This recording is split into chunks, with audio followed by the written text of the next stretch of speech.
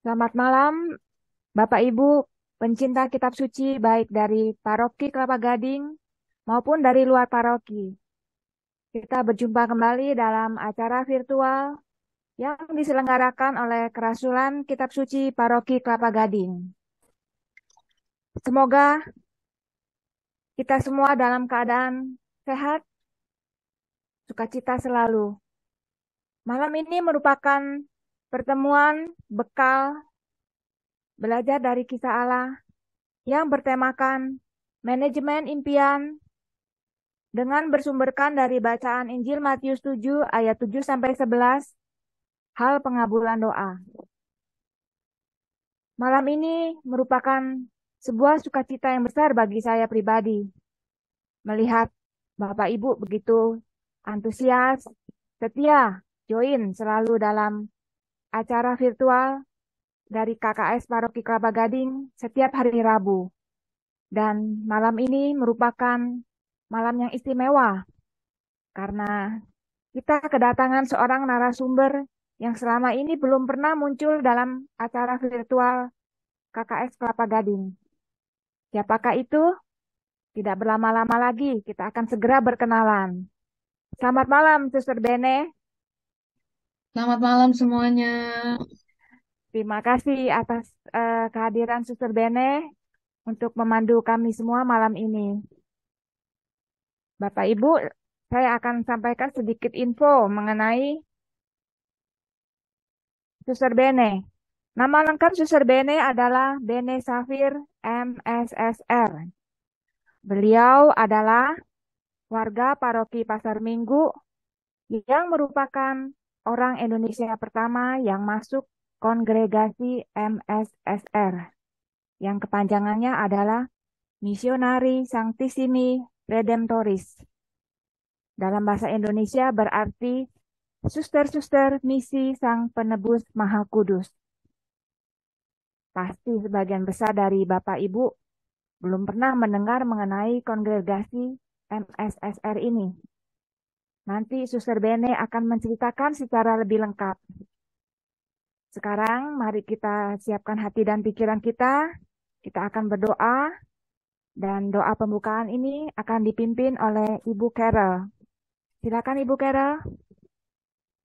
Terima kasih Bu Lucy. Teman-teman, mari kita buka dalam doa dalam nama Bapa dan Putra dan Roh Kudus. Amin.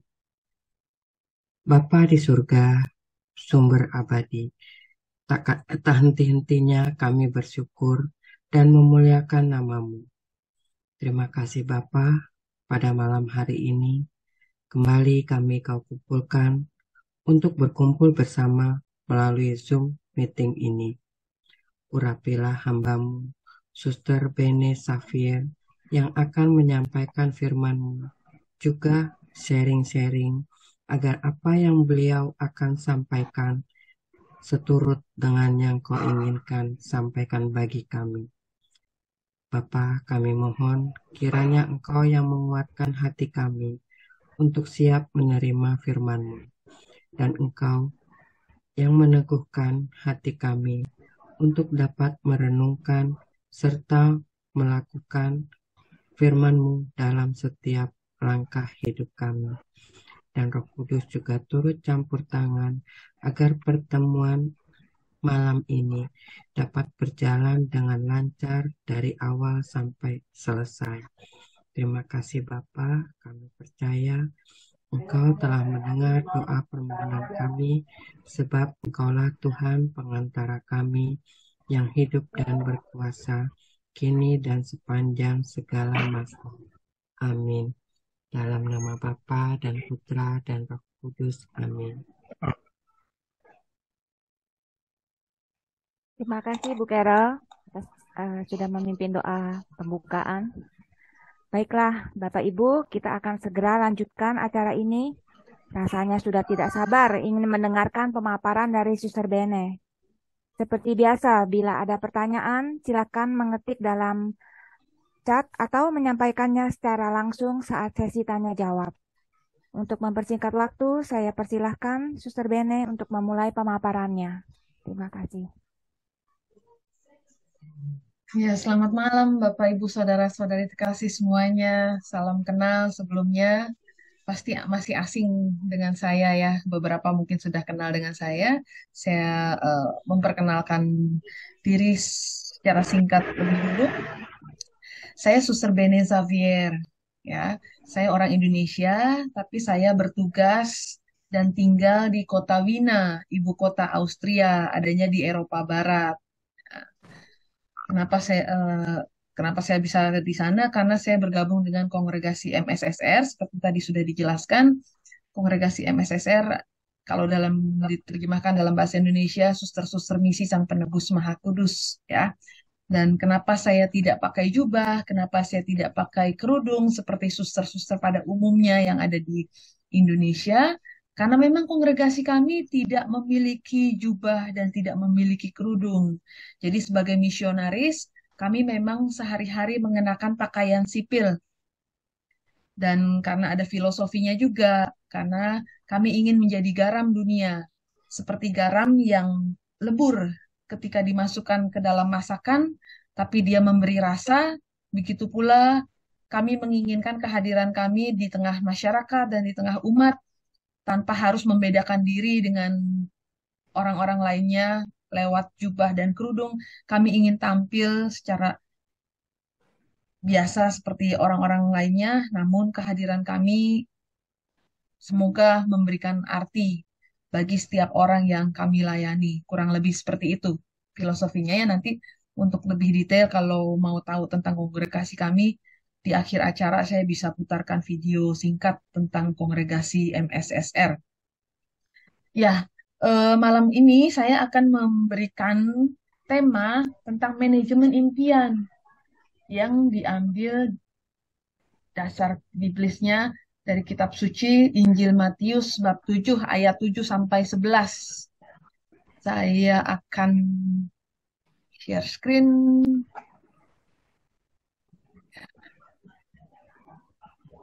Apakah ada yang bersedia untuk membacakan Injil Matius ini?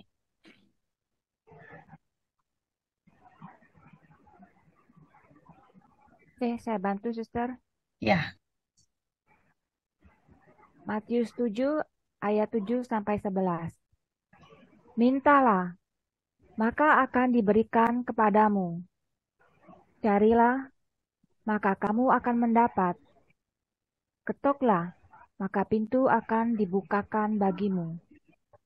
Karena setiap orang yang meminta, menerima, dan setiap orang yang mencari, mendapat. Dan setiap orang yang mengetok, baginya pintu dibukakan. Adakah seorang daripadamu yang memberi batu kepada anaknya jika ia meminta roti, atau memberi ular jika ia meminta ikan? Jadi, jika kamu yang jahat tahu memberi pemberian yang baik kepada anak-anakmu, apalagi Bapamu yang di sorga, ia akan memberikan yang baik kepada mereka yang meminta kepadanya.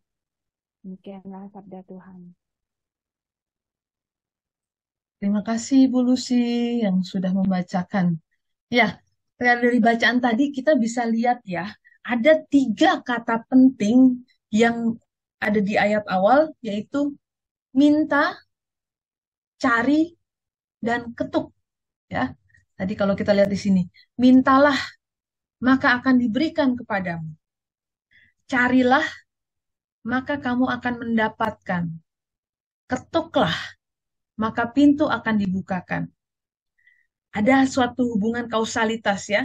Kalau kita meminta maka akan diberikan. Kalau kita mencari maka kita akan mendapatkan. Dan kalau kita mengetuk maka pintu akan dibukakan. Apa makna dari ketiga kata ini? Orang yang meminta sesuatu, kan kita sering minta ya, entah itu minta sesuatu pada teman, minta sesuatu pada anak, minta sesuatu pada istri, pada suami, atau pada siapapun juga. Ketika kita meminta sesuatu pada seseorang, artinya apa sih? Kita punya harapan. Betul. Kita punya harapan agar orang yang kita mintai pertolongan tersebut atau orang yang kita mintakan sesuatu itu dapat memberikannya kepada kita. Kalau kita yakin bahwa orang itu tidak bisa melakukannya, pasti kita tidak akan meminta. Tapi kalau kita yakin orang itu akan bisa, mampu melakukannya, kita akan meminta. Kalau terhadap orang aja, kita bisa meminta sesuatu. Apalagi kepada Tuhan, kepada Allah yang kita tahu bahwa Ia Maha Kuasa, bahwa Ia Maha Penolong, bahwa Ia Maha segala-galanya, begitu besar kekuasaannya, kenapa kita tidak meminta sesuatu? Meminta itu menunjukkan bahwa kita punya harapan. Kita menaruh harapan kita pada Tuhan. Ya. Jadi minta bukan sekedar minta. Kata meminta itu mungkin terlihat ringan, tetapi punya makna yang dalam bahwa dengan meminta berarti kita menunjukkan bahwa saya menaruh harapan pada yang kita minta. Ketika kita meminta sesuatu pada Tuhan lewat doa, itu artinya kita menaruh harapan kepada Tuhan.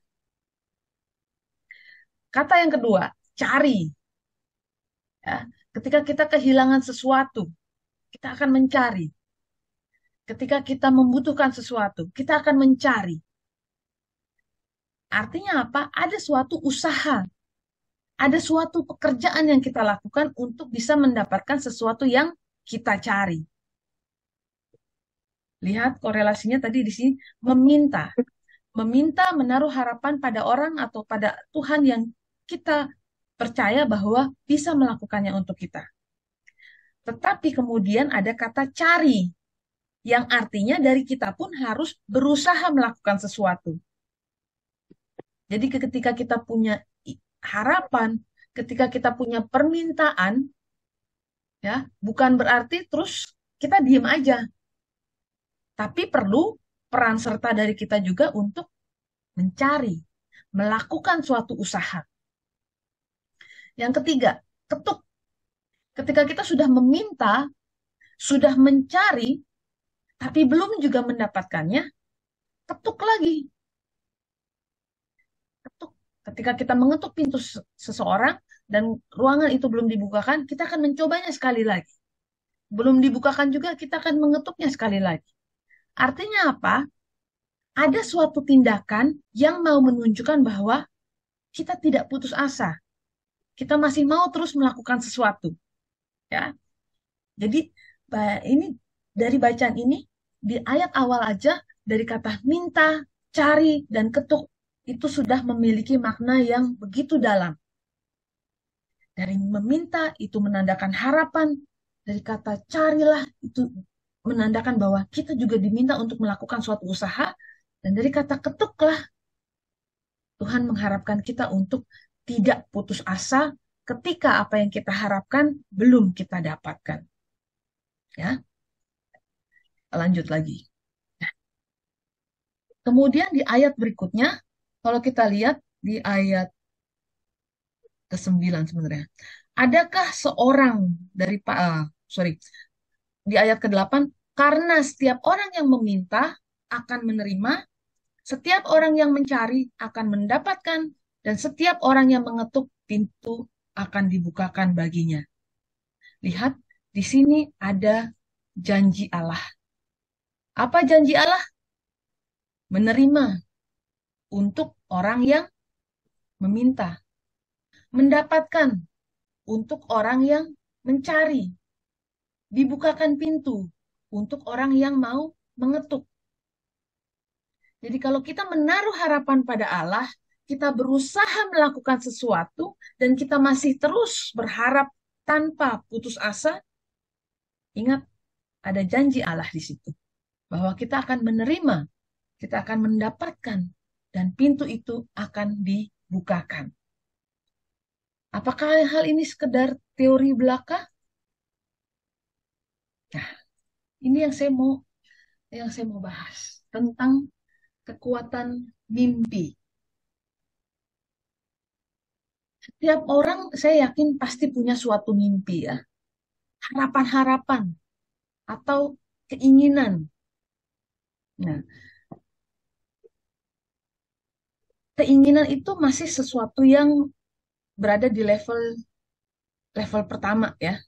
Menginginkan sesuatu itu harus kecenderungannya adalah harus segera dipenuhi.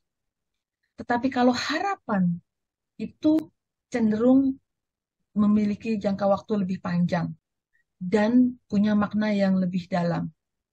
Nah, kekuatan mimpi. Mimpi ini sebetulnya sesuatu yang kadang kala itu tidak real ya. Mimpi itu sesuatu yang kita bisa mimpi apa aja. Tetapi ada dari mimpi-mimpi tersebut yang ingin kita wujudkan. Saya dari dulu ya, saya meyakini begini. Saya terbatas, tapi impian saya tidak terbatas. Untuk mewujudkannya, saya perlu dukungan penguasa alam semesta, yaitu Kristus Raja semesta alam. Ya. Karena saya merasa apa? Betapa saya ini kecil sekali. Coba kita membayangkan, saya, saya berada di kota Jakarta ya. Bayangkan kota Jakarta seberapa besar dibandingkan dengan kita yang seorang diri. Maka kita terlihat kecil sekali. Kemudian kita coba lihat lagi keseluruhan Indonesia. Besar sekali. Dan kita, diri kita yang ada di antara Indonesia yang sebegitu besarnya, kita kecil sekali. Kita nggak ada apa-apanya. Lalu kita pikirkan lagi bagaimana besarnya bumi. Bagaimana luasnya bumi itu dengan lautan, samudra, pegunungan, dan lain-lain sebagainya. Posisi kita yang seorang diri ini sangat kecil. Tambah lagi, lihat lagi ke angkasa. Betapa luasnya alam semesta ini. Ada bumi, ada planet-planet lainnya, ada langit, ada alam semesta yang sebegitu luasnya. Ya, kalau kita membayangkan itu, betapa kecilnya saya ini, betapa tidak berartinya saya dibandingkan alam semesta ini. Tetapi alam semesta yang sebegitu luar biasa besarnya, luasnya, itu terjadi harmoni. Apa yang saya maksud dengan harmoni? Setiap pagi kita melihat matahari yang terbit, lalu setiap sore kita melihat matahari itu terbenam. Bumi berputar dengan sendirinya. Planet-planet lain juga berputar dengan sendirinya dalam rotasinya. Dan itu menciptakan suatu harmoni. Siapa yang mengatur itu semua? Ada kekuatan yang sangat-sangat adikodrati, yang begitu kekuatan yang sangat-sangat besar, yang jauh melampaui kemampuan manusia untuk berpikir. Dan itu yang kita kenal dengan Allah, Tuhan. Kita tidak akan pernah bisa mengerti siapa Tuhan sesungguhnya. Kita tidak akan pernah bisa mengerti siapa Allah sesungguhnya. Karena ia jauh-jauh melampaui apa yang bisa dipikirkan oleh manusia. Ya, bayangkan, kita yang begitu kecilnya, kita punya jutaan mimpi yang seringkali rasanya itu tidak mungkin untuk diwujudkan. Tapi kita yang kecil ini, kita yang seolah-olah tidak berarti ini, kita sangat-sangat dicintai oleh Allah yang luar biasa besarnya. Ya. Jadi lihat, kita yang tidak terbatas, yang terbatas, kita yang terbatas, kita disupport nih, kita disayangi, kita dicintai oleh yang luar biasa tidak terbatasnya, yaitu Allah.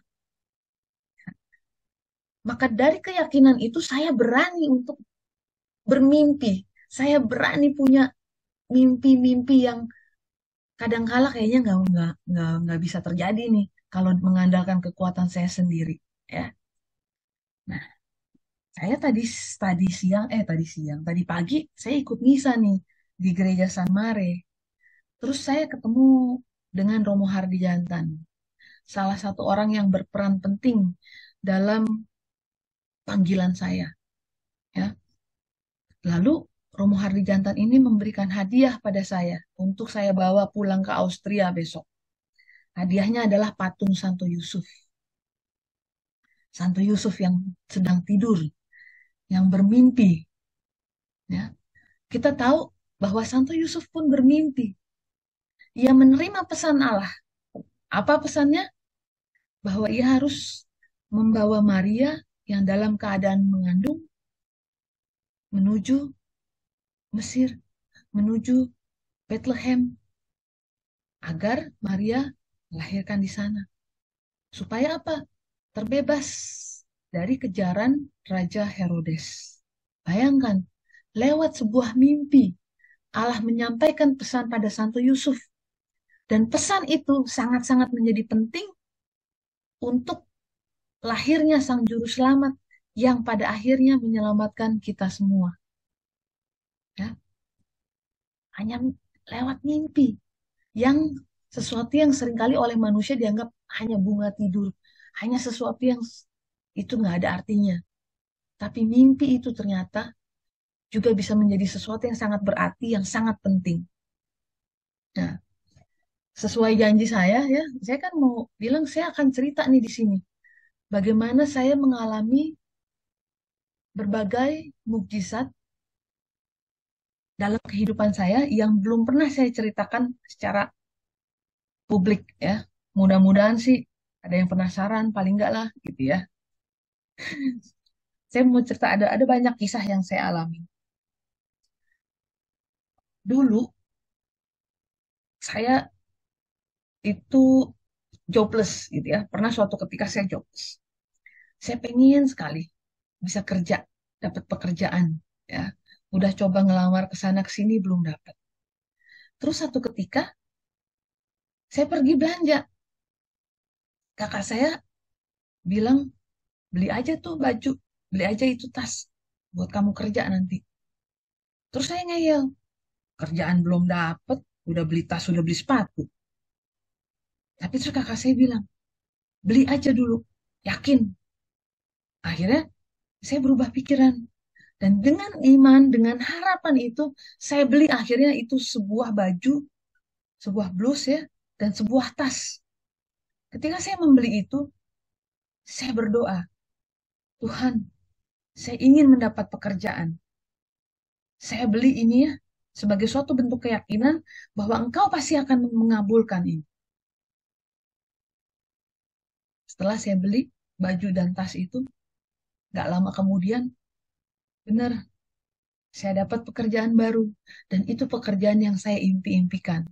Karena akhirnya saya bisa bekerja di sebuah perusahaan internasional dan bertahan sampai bertahun-tahun dari posisi awal, dari mulai membangun tempat tersebut, membangun merintis perusahaan tersebut sampai akhirnya perusahaan tersebut sukses dan akhirnya karir saya pun terus meningkat. Saya hanya tidak pernah membayangkan bahwa itu bermula dari hal yang seolah-olah kecil, hanya sekedar membeli blus, membeli sebuah tas yang saya rancang bahwa ini akan saya pakai kalau saya bekerja. Padahal pada saat itu ketika saya membeli, saya belum dapat pekerjaan. Ya, itu contoh pertama. Contoh lainnya, saya ini kan dari keluarga susah ya, dari kecil pengalaman saya penuh dengan kesulitan-kesulitan, terutama secara ekonomi, secara material. Karena ibu saya seorang janda dengan anak 10 yang harus membiayai membiayai sekolah 10 anak. Jadi saya kadang-kadang ngerasa iri. Wah, teman-teman saya yang anak-anak orang kaya bisa liburannya ke luar negeri. Saya ke luar negeri belum pernah. Tapi saya punya impian untuk bisa ke luar negeri. Saya pengen sekali dalam doa saya, Tuhan, saya pengen bisa pergi ke luar negeri. Saya nekat bikin paspor. Saya apply untuk bikin paspor. Sampai di imigrasi, di interview, ditanya, mau pergi kemana? Saya saya bohong. Saya mau ke Italia, Pak. Padahal boro-boro ke Italia, uangnya aja juga nggak punya. Saya nekat, saya bikin paspor. Saya punya paspor. Tapi saya membuat paspor itu juga dengan penuh keyakinan. Tuhan, Tuhan, kau tahu apa yang saya inginkan. Kau tahu apa yang saya harapkan. Saya lakukan ini, saya bikin paspor. Nggak lama setelah itu, owner dari perusahaan yang tempat saya bekerja memberikan saya hadiah. Bene, kamu berangkat training ke Meksiko, ya, lakukan bisnis trip ke sana. Tetapi sebelum kamu ke Meksiko, kamu saya kasih hadiah liburan ke London 2 minggu. Bayangkan, pertama kali ke luar negeri langsung ke London, dan itu hadiah liburan secara gratis yang diberikan oleh owner perusahaan tempat saya bekerja. Luar biasa Tuhan menjawab keinginan saya secepat itu. Ya, karena saya nekat, saya bikin paspor. Sebelum saya tahu, saya bisa pergi kemana, saya nggak tahu. Ya, itu. Peristiwa lainnya lagi. Waktu tahun 2011, saya itu pengen eh, masuk ke suatu biara yang ada di Madrid, di Spanyol. Saya sudah korespondensi dengan suster pimpinan di sana, dan mereka sudah mengiyakan silakan Bene datang ke Spanyol. Lalu saya ingin membuat visa. Tapi pada saat itu, salah satu persyaratan yang harus dipenuhi adalah harus punya uang minimum 2.000 euro. Nah, saya nggak punya uang itu 2.000 euro. Saya nggak tahu gimana caranya. Yang pasti saya juga tidak mau melakukan cara-cara yang tidak baik. Saya hanya mau melakukan hal-hal yang baik. Gimana caranya nih? Saya melakukan suatu cara yang oleh teman-teman saya, menurut mereka itu hal yang konyol. Saya diketawain. Karena yang saya lakukan apa? Saya ambil uang 2.000 rupiah yang bergambar Patimura tuh pada di tahun 2011 itu. Kalau masih ada yang ingat, zaman dulu uang 2.000 rupiah itu gambarnya Pangeran Patimura, pahlawan dari Maluku. Saya tulislah di belakang angka 2.000 itu, EURO. Jadinya nggak jadi 2.000 rupiah, 2.000 euro. Tapi uangnya uang rupiah sebenarnya. Saya tempel di dinding, saya paku di pinboard itu, di dinding tempat saya kerja, sambil saya doakan tiap hari, Tuhan, Engkau tahu bahwa saya hanya ingin masuk biara. Tapi kenapa untuk masuk biara ternyata ada jalan yang begitu sangat sulitnya untuk saya lalui. Saya harus punya uang 2.000 euro. Ini hal yang kontradiktif menurut saya ketika saya mau hidup miskin, tapi saya dituntut untuk punya uang 2.000 euro. Di mana logikanya Tuhan pada saat itu? Tapi saya hanya percaya Tuhan pasti kasih jalan bagaimana supaya saya bisa punya uang 2.000 euro itu. Akhirnya saya tempel uang itu di dinding dan saya berdoa tiap hari. Dan ternyata Tuhan mengabulkan itu. Karena saya terus mencari dan saya terus mengetuk. Lalu akhirnya pintu itu dibukakan. Bukan uang 2.000 euro turun dari langit. Bukan kemudian saya jadi punya uang 2.000 euro. Tapi jawabannya adalah datang seseorang yang mengatakan, Bene, berangkat. Semua yang kamu perlukan, kita tanggung. Jadilah saya berangkat waktu itu ke Spanyol dan saya live in di biara tersebut. Ya.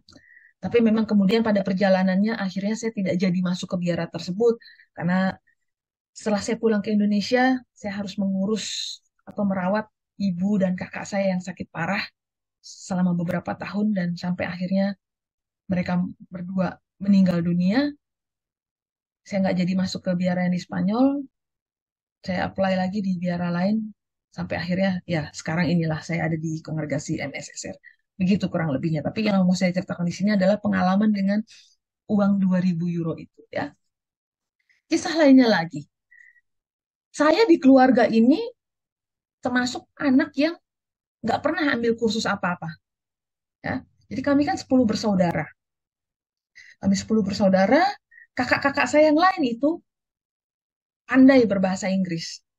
Dan mereka bukan hanya pandai bahasa Inggris, tapi mereka juga eh, kursus bahasa asing lainnya yang selain bahasa Inggris. Kakak saya ada yang kursus bahasa Jepang, ada yang kursus bahasa Prancis, gitu ya. Paling tidak mereka menguasai 2 bahasa asing. Saya nggak pernah kursus-kursus bahasa asing. Dan bahasa Inggris saya bisa dibilang paling bodoh di keluarga.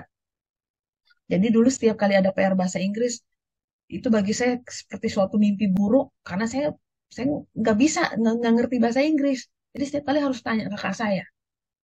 Sampai Saya kerja di perusahaan internasional pun, itu sebetulnya kemampuan bahasa Inggris saya sangat-sangat jelek. Padahal setiap hari saya harus berkorespondensi dengan company yang ada di luar negeri dan yang ada di negara-negara lain. Dan itu kan otomatis komunikasinya dalam bahasa Inggris. Jadi tapi setiap kali saya nggak putus asa, saya nggak gentar, tetap saya kerjakan, saya tulis sebisa saya. Tapi sebelum saya kirim email itu ke em, company yang ada di negara lain, saya kirim dulu ke kakak saya tanya, saya minta tolong koreksi dong, udah bener nggak belum bahasa Inggris saya, gitu. Tapi kan lama-lama kakak saya capek ditanyain begitu, sampai akhirnya saya dikatain, saya dibilang agak kasar gitu ya, sorry permisi. Kakak saya bilang gini, goblok banget sih, kayak gini aja nggak bisa. Ah, kalimat itu, ya, yang pada saat itu saya yakin kakak saya tidak bermaksud menyakiti saya, tapi saya yang menerima sebagai adik kandung itu sakit sekali merasanya. Kalau itu diucapkan oleh teman atau orang lain yang bukan siapa-siapa, mungkin saya nggak terlalu merasa sakit hati. Tapi itu begitu menusuk di hati karena yang mengucapkan adalah kakak kandung saya sendiri. Dan saya menyadari, ya Tuhan, kenapa saya bodoh sekali dalam hal bahasa Inggris. Sedangkan kakak-kakak saya begitu pandai dalam bahasa Inggris dan bahasa asing lainnya. Saya iri, ada perasaan iri. Tapi saya nggak gentar. Ya udah saya belajar otodidak karena setiap hari saya harus berkorespondensi dengan teman-teman dari franchise yang sama yang ada di beberapa negara lain. Akhirnya terlatih bahasa Inggris saya. Dan dengan kemampuan bahasa Inggris yang terbatas itu, saya sering diutus atau diminta oleh perusahaan untuk training di berbagai negara, untuk melakukan bisnis trip. Akhirnya terlatih bahasa Inggris saya. Dan pada saat itu karena saya sudah punya uang sendiri, saya ambil kursus bahasa Spanyol. Akhirnya saya bisa bahasa Spanyol. Dan sekarang, dengan saya menjadi misionaris, saya pernah tinggal di Jepang, dan sekarang saya tinggal di Wina, Austria. Saya bisa berbahasa Jepang, saya bisa berbahasa Jerman dengan lancar. Bayangkan, saya yang dulu bahasa Inggris saja begitu bodohnya. Sekarang saya bisa. Saya bisa bahasa Inggris, saya bisa bahasa Spanyol, saya bisa bahasa Jepang, saya bisa bahasa Jerman. Siapa yang membuat saya mampu melakukan itu? Tidak lain karena Tuhan. Dan sekarang kondisinya, di antara keluarga, di antara 10 anak, hanya saya yang sudah banyak mengunjungi negara-negara di luar Indonesia. Dan itu karena kebaikan, karena cinta Tuhan. Karena saya meminta, karena saya terus mencari, karena saya terus mengetuk. Sampai akhirnya Tuhan memberikan itu dalam kehidupan saya. Saya bisa melakukan itu bukan karena kemampuan saya. Tapi Tuhan yang luar biasa yang membuat saya mampu. Seperti yang tadi saya katakan. Saya ini terbatas. Tapi impian saya begitu banyak, begitu tidak terbatas. Dan saya membutuhkan pertolongan Raja alam semesta. Yaitu Kristus sendiri. Peristiwa lainnya lagi. Di tahun 2010 saya ingat. Setiap malam saya duduk di balkon, saya menatap langit. Saya hanya berdoa, Tuhan, bahwa saya pergi jauh dari sini. Saya menatap langit seolah-olah saya terbang di atas langit, saya nggak tahu pergi kemana, jauh sekali dari Indonesia. Itu hanya, itu impian yang saya lihat dengan melihat langit. Dan sekarang Tuhan kabulkan itu. Setelah beberapa tahun dari doa saya, Tuhan bawa saya tinggal ke Jepang. Tuhan bawa saya lagi pindah ke Austria. Tuhan bawa saya ke Jerman, balik lagi ke Austria. Betapa luar biasanya. Tapi apakah itu terjadi begitu saja? Tidak. Saya melakukan yang itu tadi. Carilah, terus berusaha, terus mengetuk. Almarhum Monsinyur Yohanes Pujo Sumarto, dulu beliau Uskup Bandung dan kemudian juga Uskup Semarang. Dia adalah salah satu dari pembimbing spiritualitas saya. Dia pernah menasehatkan saya begini. Bene, kamu itu kan sering pergi-pergi, kamu senang traveling. kemanapun kamu pergi, carilah sakramen Maha Kudus. Berdoalah di situ. Karena setiap doa yang kamu panjatkan di tempat-tempat yang baru pertama kali kamu kunjungi, doamu akan terkabul. Saya nggak tahu itu seperti suatu apa ya, suatu penekanan keyakinan yang diberikan oleh Monsinyur pada saya. Dan saya melakukan itu. Saya sebisa mungkin pergi kemanapun selalu nomor satu yang saya cari, di mana ada kapel adorasi. Atau saya cari paling tidak di mana ada gereja. Dan saya akan berdoa di depan tabernakel. Ya. Dan begitu banyak tempat yang sudah saya kunjungi, artinya sebegitu banyak juga doa-doa yang pernah saya panjatkan. Bukan hanya untuk kepentingan atau harapan-harapan saya sendiri, tapi juga saya mendoakan harapan-harapan dari banyak orang. Entah itu orang yang sakit, entah itu orang yang mengalami kesulitan ekonomi, entah itu orang yang mengalami eh, tantangan-tantangan dalam hal studi, persoalan-persoalan keluarga, dan lain-lain sebagainya. Semua itu saya bawa dalam doa-doa saya setiap kali saya pergi kemanapun saya mengunjungi gereja-gereja.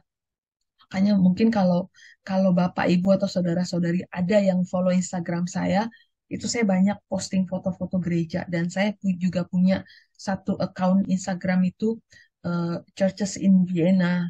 Itu contohnya ya, itu semua adalah foto-foto gereja-gereja di mana yang pernah saya kunjungi. Dan saya juga tergabung dalam kelompok Katolik fotografi dalam lingkup internasional, itu yang hobi motret gereja-gereja di manapun ya. Itu karena saya menjalankan pesan dari Monsinyur itu untuk datang selalu mencari sakramen Maha Kudus, mencari tabernakel, dan saya berdoa karena di situ ada Tuhan Yesus sendiri, dan saya merasa dekat ketika di situ saya berdoa ya. Jadi apa yang sejak dulu kala itu ingin ingin sekali saya wujudkan, ternyata ketika saya sadari apa yang saya alami sekarang ini banyak sekali yang ternyata merupakan perwujudan dari doa-doa saya yang sudah saya doakan entah mungkin 10 tahun yang lalu, mungkin 15 tahun yang lalu, mungkin 20 tahun yang lalu. Ya, itu banyak sekali yang saya alami. Bahkan kalau bicara tentang panggilan, kenapa sekarang saya menjadi seorang suster? Kenapa saya hidup membiara? Itu juga bermula dari mimpi. Karena awal mula panggilan saya itu dimulai ketika saya di usia 11 atau 12 tahun, saya mengalami mimpi di mana saya bertemu dengan Tuhan Yesus sendiri yang menyampaikan suatu pesan pada saya. Dan ketika saya merenungkan mimpi itu, sampai pada keyakinan dalam diri saya bisa merasakan dengan sungguh, ini yang Tuhan inginkan dalam kehidupan saya. Dan saya berusaha untuk mewujudkan pesan tersebut. Dan ternyata saya membutuhkan waktu hingga 30 tahun untuk mewujudkan mimpi tersebut. Karena saya baru masuk biara atau saya baru menjadi suster di usia yang dalam tanda kutip terlambat, ya. Jadi kalau di Indonesia biasanya suster-suster itu yang masuk biara dicari yang umur belasan tahun. Dan batasan usia untuk masuk biara itu biasanya 35 tahun kalau di Indonesia. Makanya pada situasi saya pada saat itu, saya udah nggak keterima kalau di Indonesia. Karena umur saya sudah melewati itu. Dan Tuhan mem- membawa saya untuk menemukan kongregasi di luar negeri yang tidak memberikan batasan umur. Dan ternyata memang saya baru bisa mewujudkan mimpi yang saya alami waktu kecil itu 30 tahun kemudian. Dan saya tidak pernah menyesali itu, karena bagi saya, waktu kita atau waktu manusia bukan waktu Tuhan. Tuhan tahu waktu yang terbaik untuk kita, kapan Dia akan memberikan apa yang kita minta, apa yang kita impikan, apa yang kita harapkan itu. Ya. Itu itu true story-nya bagaimana saya eh, dengan mimpi-mimpi saya yang luar biasa itu, mimpi-mimpi yang tidak terbatas, padahal diri saya sendiri banyak keterbatasannya, tapi Tuhan mengabulkan itu. Saya akan lanjut lagi dengan ini. Nah, kalau dengar dari cerita-cerita saya tadi, seolah-olah kayak suatu keberuntungan ya. Saya beli baju, beli tas, tahu-tahu dapat pekerjaan. Saya bikin paspor, tahu-tahu saya dapat hadiah ke luar negeri. Saya perlu uang 2.000 euro, ambil dari 2.000 rupiah, saya ganti tulisannya jadi euro. Nggak taunya ada orang yang bersedia memenuhi itu sampai saya akhirnya bisa pergi juga ke Spanyol. Saya yang nggak bisa bahasa Inggris, nggak taunya sekarang bisa beberapa bahasa. Saya yang dulu cuma ngeliatin langit, pengen untuk bisa tinggal jauh dari Indonesia. Nggak taunya sekarang beneran bisa tinggal jauh banget dari Indonesia. Apakah itu hanya sekedar keberuntungan? Apakah itu hanya sekedar lucky? Bukan. Itu bukan keberuntungan, itu bukan lucky. Tapi itu adalah berkat. Itu adalah karunia. Itu adalah cinta Tuhan. Itu adalah kebaikan Allah yang diberikan kepada saya. Karena seperti tertulis dalam kitab Yohanes bab 3 ayat 27, tidak ada seorang pun yang dapat mengambil sesuatu bagi dirinya kalau tidak dikaruniakan kepadanya dari surga. Artinya apa? Kita nggak akan bisa menerima kalau memang Tuhan tidak menginginkan itu untuk diberikan pada kita. Tapi kita pun perlu untuk selalu meminta, yang artinya menaruh harapan, mencari, yang artinya kita juga harus terus berusaha, mengetuk, yang artinya kita untuk tidak putus asa. Jadi untuk orang yang terus mau menaruh harapan pada Tuhan, untuk orang yang terus mau berusaha, untuk orang yang terus tidak putus asa, itulah berkat itu akan dicurahkan. Karunia itu akan dicurahkan. Ya. Nah, bagaimana caranya untuk bisa mewujudkan itu semua? Apa yang dulu saya lakukan? Yang pertama, kita harus mengutamakan Tuhan. Dulu yang saya lakukan, karena saya bekerja di suatu company, tempat hiburan atau edutainment park untuk anak-anak, jadi bisa dipastikan bahwa hari Minggu itu harus bekerja, karena tempat itu buka, ya, beroperasi. Tapi kan hari Minggu saya harus ke gereja. Maka saya sebisa mungkin nego ke perusahaan supaya saya tidak harus bekerja di hari Minggu. Atau kalaupun saya harus bekerja, tapi saya minta supaya saya dapat shift siang, bukan shift pagi. Agar paginya saya bisa ke gereja dulu. Itu.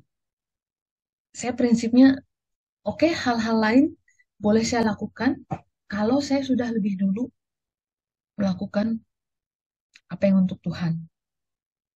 Ya. Jadi saya dulu gitu. Kalau hari Minggu, kalau saya harus kerja, oke saya kerja. Tapi yang pertama, saya udah harus pergi misa dulu. Karena misa itu bagi saya bukan sekedar kewajiban, tapi itu adalah ungkapan syukur.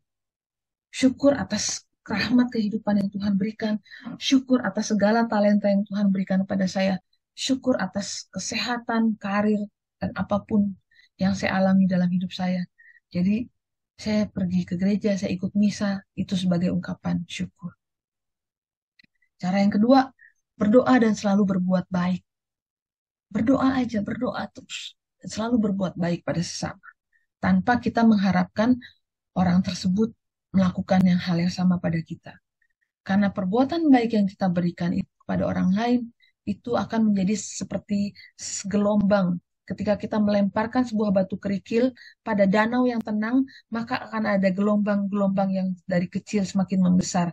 Begitu juga ketika kita melakukan kebaikan kepada seseorang, kita tidak perlu mengharapkan orang itu yang melakukan kebaikan pada kita, tapi kita berharap bahwa orang tersebut akan melakukan kebaikan lagi kepada orang berikutnya, dan orang berikutnya akan melakukan kebaikan lagi kepada orang berikutnya lagi. Dengan demikian, kebaikan itu akan senantiasa menyebar. Ya. Dan yang ketiga, dengan manajemen impian. Bagaimana melakukan manajemen impian? Ketika kita punya suatu mimpi yang ingin kita wujudkan, beranilah untuk ceritakan. Ceritakan itu pada orang lain. Karena dengan semakin banyak kita menceritakan hal itu kepada orang lain, maka akan besar kemungkinan bahwa kita menerima peluang untuk mewujudkan mimpi tersebut. Yang kedua, visualkan apa yang menjadi mimpi kita, apa yang menjadi impian kita, visualkan. Caranya apa? Cari gambar atau cari bentuk-bentuk yang inilah mimpi saya. Seperti saya tadi yang saya lakukan, saya butuh uang 2.000 euro. Maka saya ambil uang 2.000 rupiah dan saya tulis euro. Itu adalah bentuk visualisasi dari mimpi saya. Ya. Kemudian lakukan apa yang harus dilakukan dan jangan melakukan apa yang memang harusnya tidak dilakukan. Artinya apa? Kalau kita tahu bahwa ini sesuatu yang tidak baik, ya jangan kita lakukan. Kalau kita tahu ini sesuatu yang baik, ya lakukan terus hal-hal yang baik. Ya, karena dengan melakukan hal-hal itu, kita percaya bahwa Tuhan akan berkenan kepada kita, Tuhan akan berkenan untuk mengaruniakan apa yang kita harapkan, apa yang kita mohonkan dalam doa-doa kita. Kemudian pertanyaannya, Suster, saya punya harapan-harapan, saya punya keinginan-keinginan. Saya sudah berdoa dan terus berdoa, tapi permohonan saya tidak juga terkabul. Ini bagaimana nih? Kenapa harapan-harapan saya tidak juga dikabulkan oleh Tuhan? Kalau begitu, apakah saya harus terus berdoa? Ya, karena saya akan masuk tentang doa. Kalau kita punya permohonan, kita berdoa pada Tuhan terus-menerus, tapi belum juga terkabul, berdoa saja terus. Kenapa? Alasan pertama, doa itu akan menyucikan hati kita. Seperti orang yang mengambil atau menimba air menggunakan keranjang yang kotor, ya. Kalau dia mengambil air dengan menggunakan keranjang yang kotor, begitu sampai di tempat tujuannya, airnya sudah habis. Karena sudah bocor pakai keranjang. Lalu dia pergi lagi, dia ambil lagi airnya dari sumur, mau tuang lagi ke ember, kosong lagi, dan seterusnya. Seolah-olah itu tidak berguna. Tapi lihat, keranjang yang tadinya kotor, lama-lama akan menjadi bersih. Begitu juga dengan hati kita. Mungkin permohonan kita belum terkabul. Sudah bertahun-tahun kita berdoa, tapi belum terkabul. Tapi dengan terus berdoa,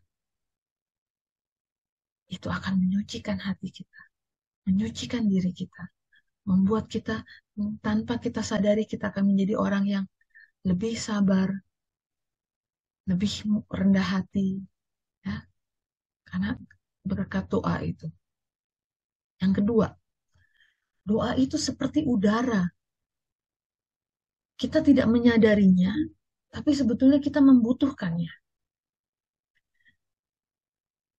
Kita kan bernafas setiap detik ya, tapi kan kita nggak pernah sadar kalau kita ini bernafas.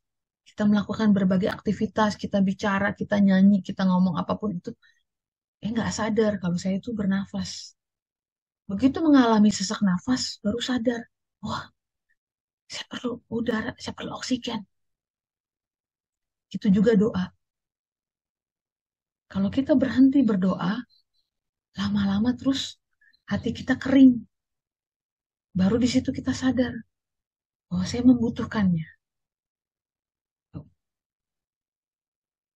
Jadi, teruslah berdoa. Karena dengan berdoa, itu akan menyucikan hati kita.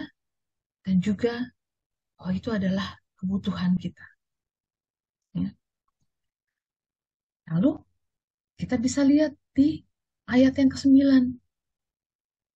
Ketika Tuhan belum mengabulkan permohonan kita, atau bahkan tidak mengabulkan permohonan kita, jangan kita berpikir bahwa Tuhan tidak sayang pada kita, bahwa Tuhan tidak mencintai kita.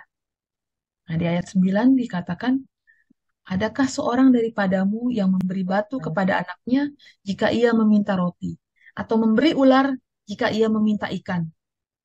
Bayangkan, kalau manusia aja tidak akan jahat kepada anaknya, apalagi Bapa yang di surga. Dia tahu semua yang terbaik untuk kehidupan kita. Saya juga pernah mengalami doa yang saya harapkan itu tidak terkabul. Saya novena, tapi tidak terkabul. Awalnya saya sedih ya, waduh, kok nggak terkabul gitu. Tapi ternyata saya mendapat jawaban lain yang bukan jawaban dari doa saya ini, tapi itu sesuatu yang jauh-jauh lebih baik dan saya sangat-sangat bersyukur. Dari situ saya sadar bahwa apa yang saya inginkan itu belum tentu itu yang terbaik. Tapi Tuhan tahu apa yang terbaik untuk kehidupan saya. Dan saya mendapatkan itu. Walaupun apa yang saya dapatkan itu bukan sesuatu yang waktu itu saya doakan. Ya. Jadi doa itu bukan untuk mewujudkan kehendak saya, tapi berdoalah supaya saya Enggak, selalu mau nih untuk menerima udah apapun kayak yang menjadi Yankee gitu. kehendak Saya Tuhan. pengen model lama. Itu. Demikian Bapak Ibu Saudara-saudari terkasih tentang manajemen impian, tentang hal pengabulan doa.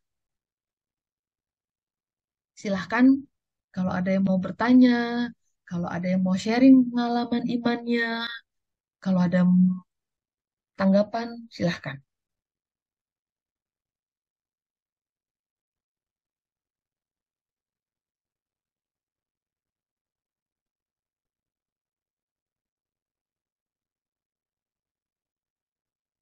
Terima kasih, Suster Bene, atas pemaparan yang telah disampaikan. Doa merupakan hal rutin yang kita lakukan sehari-hari. Dan malam ini kita memperoleh pencerahan yang memperkaya iman dan pemahaman spiritual kita. Antara lain poin-poin perenungan yang kita bisa peroleh dalam Matius 7 ayat 7 terdapat 3 kata penting, yaitu minta, cari, dan ketok. Minta berarti kita menaruh harapan kepada siapa yang kita minta, dan mencari merupakan suatu usaha atau pekerjaan untuk mendapatkan apa yang kita cari. Dan ketok merupakan tindakan tidak berputus asa. Dan di ayat 8 terdapat janji Allah bahwa kita akan menerima untuk yang meminta dan mendapat untuk yang mencari dan dibukakan pintu untuk yang mengetuk. Hal-hal yang kita peroleh adalah berkat dari Tuhan, jadi bukan merupakan suatu keberuntungan belaka. Dan untuk mendapatkan apa yang kita peroleh, kita perlu melakukan langkah-langkah yaitu mengutamakan Tuhan, berdoa dan berbuat baik. Dan yang terakhir melakukan manajemen impian. Antara lain ada 3 langkah yaitu berani menceritakan apa yang kepada orang lain, kemudian kita memvisualisasikan apa yang menjadi impian, lalu melakukan apa yang harus dilakukan dan jangan melakukan apa yang tidak seharusnya. Luar biasa ya Suster, ternyata ayat ini merupakan ayat terkenal ya. Kalau di kelompok kami sering ngeledeknya, ini ayat James Bond nih, 7 ayat 7. Dan ternyata malam ini Suster memberikan pemaparan yang jauh lebih luas dari yang selama ini kami pahami, terutama saya pribadi ya. Nah, Bapak Ibu, tadi kita sudah mendengarkan sharing dari Suster yang begitu banyak, begitu kaya akan pengalaman tentang pengabulan doa. Mungkin dari Bapak Ibu ada yang mau sharing atau mungkin ada yang mau bertanya. Yuk kita gunakan kesempatan ini. Silakan Bapak Ibu. Boleh saya bertanya, Suster Bene bercerita tentang mimpi. Bagaimana memanage sebuah mimpi menjadi kenyataan. Yang menjadi masalah, kita serang di umat, banyak sekali orang percaya pada mimpi-mimpi. Nah, bagaimana kita bisa membedakan itu mimpi yang diinginkan Tuhan, mana yang bukan. Sebab seringkali orang percaya, oh mimpi terus pasang nomor. Ya kan? Banyak sekali orang mimpi ini dimistikin. Oh ini artinya angka segini, pasang nomor ini. Dia juga punya mimpi indah, bahwa dia akan dapat rezeki. Namun ada juga orang yang punya mimpi-mimpi dan berusaha mewujudkan, seringkali gagal dalam banyak hal. Saya tahu ada seorang yang punya mimpi yang baik, namun dalam pergulatannya mimpi itu susah sekali terwujud. Jadi juga mungkin orang yang sudah paruh baya, yang udah lebih berumur, masih juga punya mimpi. Terus mimpi anaknya, tentang anaknya, keluarganya. Namun seringkali mimpi-mimpi indah itu berakhir sebaliknya. Nah, sekarang bagaimana kita bisa tahu bahwa itu mimpi yang Tuhan kehendaki? Tentunya selain dibawa dengan doa, banyak orang juga pasangan nomor berdoa juga gitu loh. Wah, mudah-mudahan dapat ini. Kali ini nomornya meleset. Aduh, saya udah pinjam duit, hilang lagi gitu loh. Itu pun juga punya mimpi indah dan mereka juga berdoa gitu loh. Jadi discernment apa yang bisa membedakan seseorang bahwa ini mimpi yang dikehendaki Tuhan, atau ini hanya sebuah mimpi indah yang memang hanya bunga mimpi, atau ya kadang-kadang kita yang kadang-kadang terlalu mistis, jadi dimistikin nomor berapa lah, inilah, oh maksudnya ini. Sebab seringkali sekarang juga dulu ada dari Pastor Sugiri ngajarin tafsir mimpi. Mimpi bisa ditafsirkan, ada yang bisa menafsirkan mimpi. Jadi gimana untuk memanage itu? Sedangkan cakupannya mimpi itu abstrak, nggak bisa seperti kayak eksakta bahwa kalau kita memanage ini bakal terjadi ini.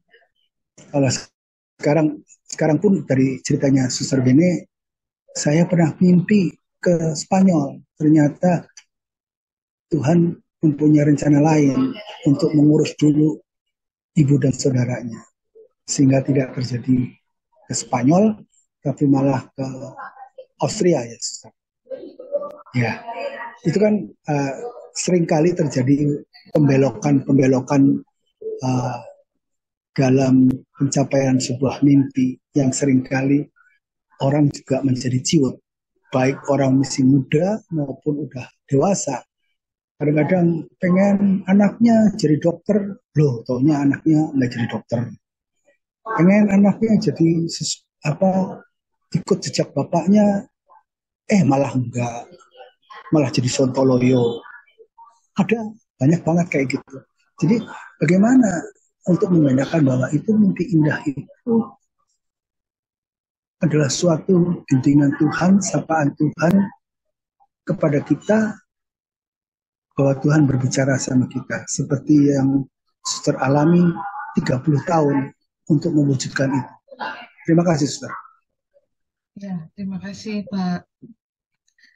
Kita perlu dulu membedakan ya, kalau dalam bahasa Indonesia, antara mimpi dan impian.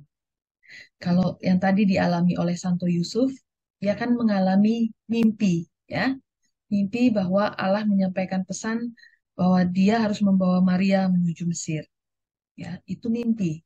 Dan yang saya alami di usia 12 tahun, saya bertemu dengan sosok Yesus yang menyampaikan suatu pesan, itu juga mimpi.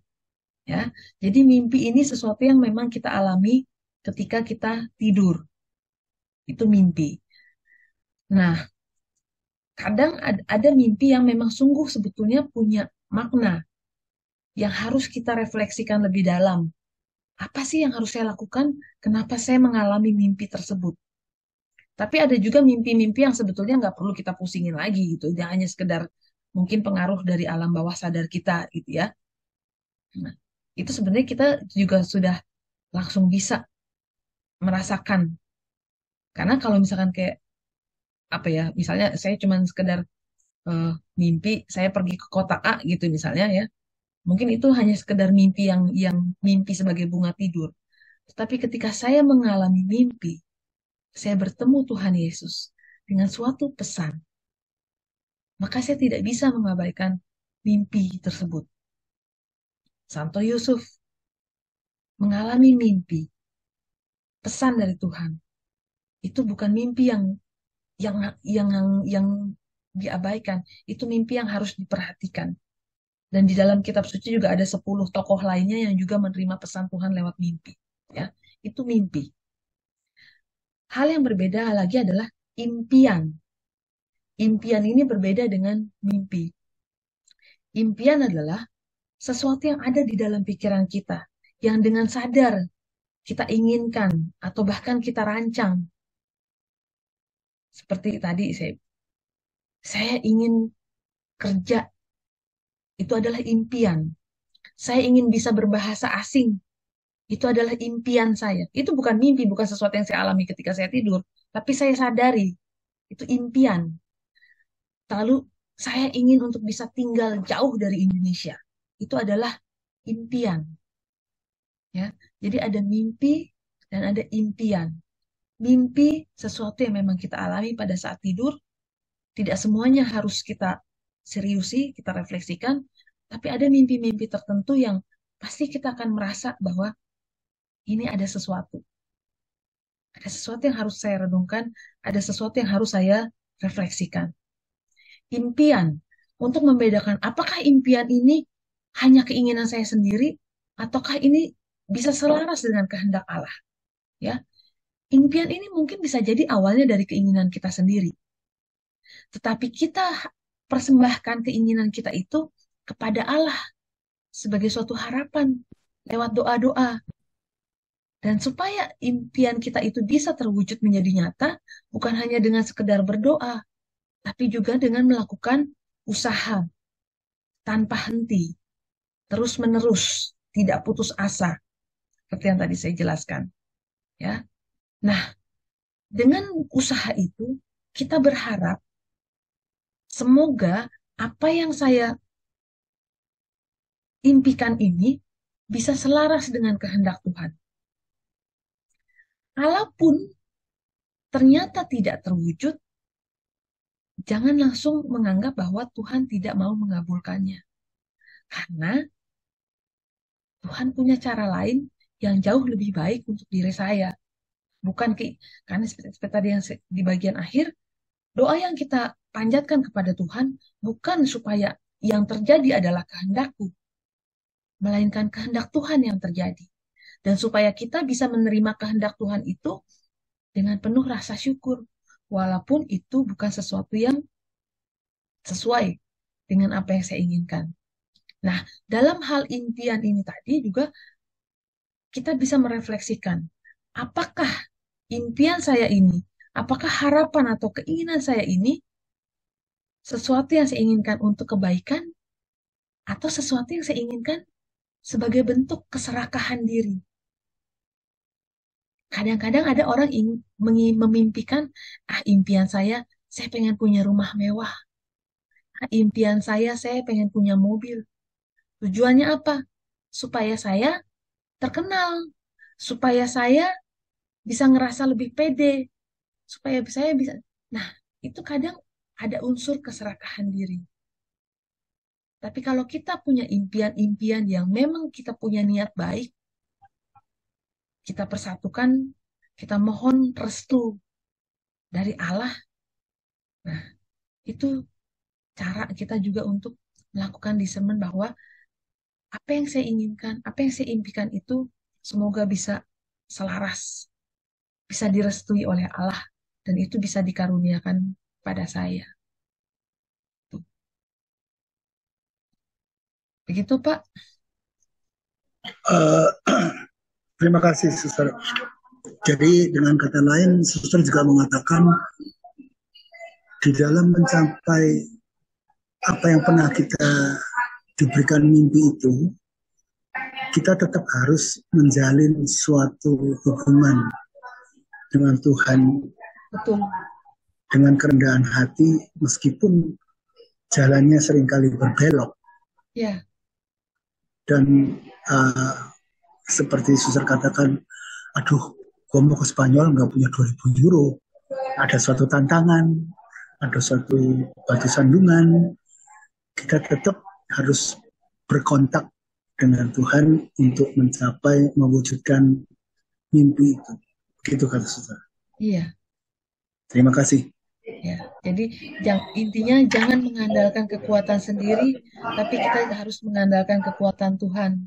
Karena seperti tadi di ayat dari Yohanes yang saya cantumkan tadi, tidak ada seorang pun dapat mengambil sesuatu dari surga kalau tidak dikaruniakan kepadanya. Jadi apapun yang kita terima dalam kehidupan ini, itu adalah karunia. Jadi kalau yang kita minta dan belum kita dapatkan, itu memang belum selaras. Itu bukan kehendak Allah. Kan saya juga pernah mengalami kan, saya katakan tadi, saya berdoa novena dengan sangat khusyuk. Tapi ternyata permohonan saya itu tidak terkabul. Sampai saat ini memang tidak terkabul dan sudah tidak mungkin lagi itu terkabul karena itu sudah lampau ya. Tapi pada saat itu ternyata saya menerima sesuatu yang sangat berbeda dari apa yang saya mohon, tapi ternyata itu adalah sesuatu yang bahkan jauh lebih baik daripada apa yang saya mohon pada saat itu. Baik, Suster. Karena memang yang menjadi masalah itu kan mimpi itu semua indah. Kalau bukan indah, tentunya namanya nightmare, gitu kan? Mimpi selalu indah buat seseorang. Seringkali, kadang-kadang, ya, uh, kadang memang ditanggapi dengan kerendahan hati, tapi tentunya biasanya mimpi itu pasti mempunyai sesuatu yang indah, bermakna. Misalnya orang pasang nomor pun seringkali, gue lagi butuh rezeki. Siapa tahu ini nomor, itu pun juga indah. Jadi seringkali orang tuh tersaru, kesasar bahkan untuk mencapai mimpi-mimpi itu. Namun di sini tadi Suster katakan bahwa kita tetap harus menjalin hubungan dengan Tuhan di dalam membangun suatu mimpi itu dan membuka kemungkinan dengan kerendahan hati.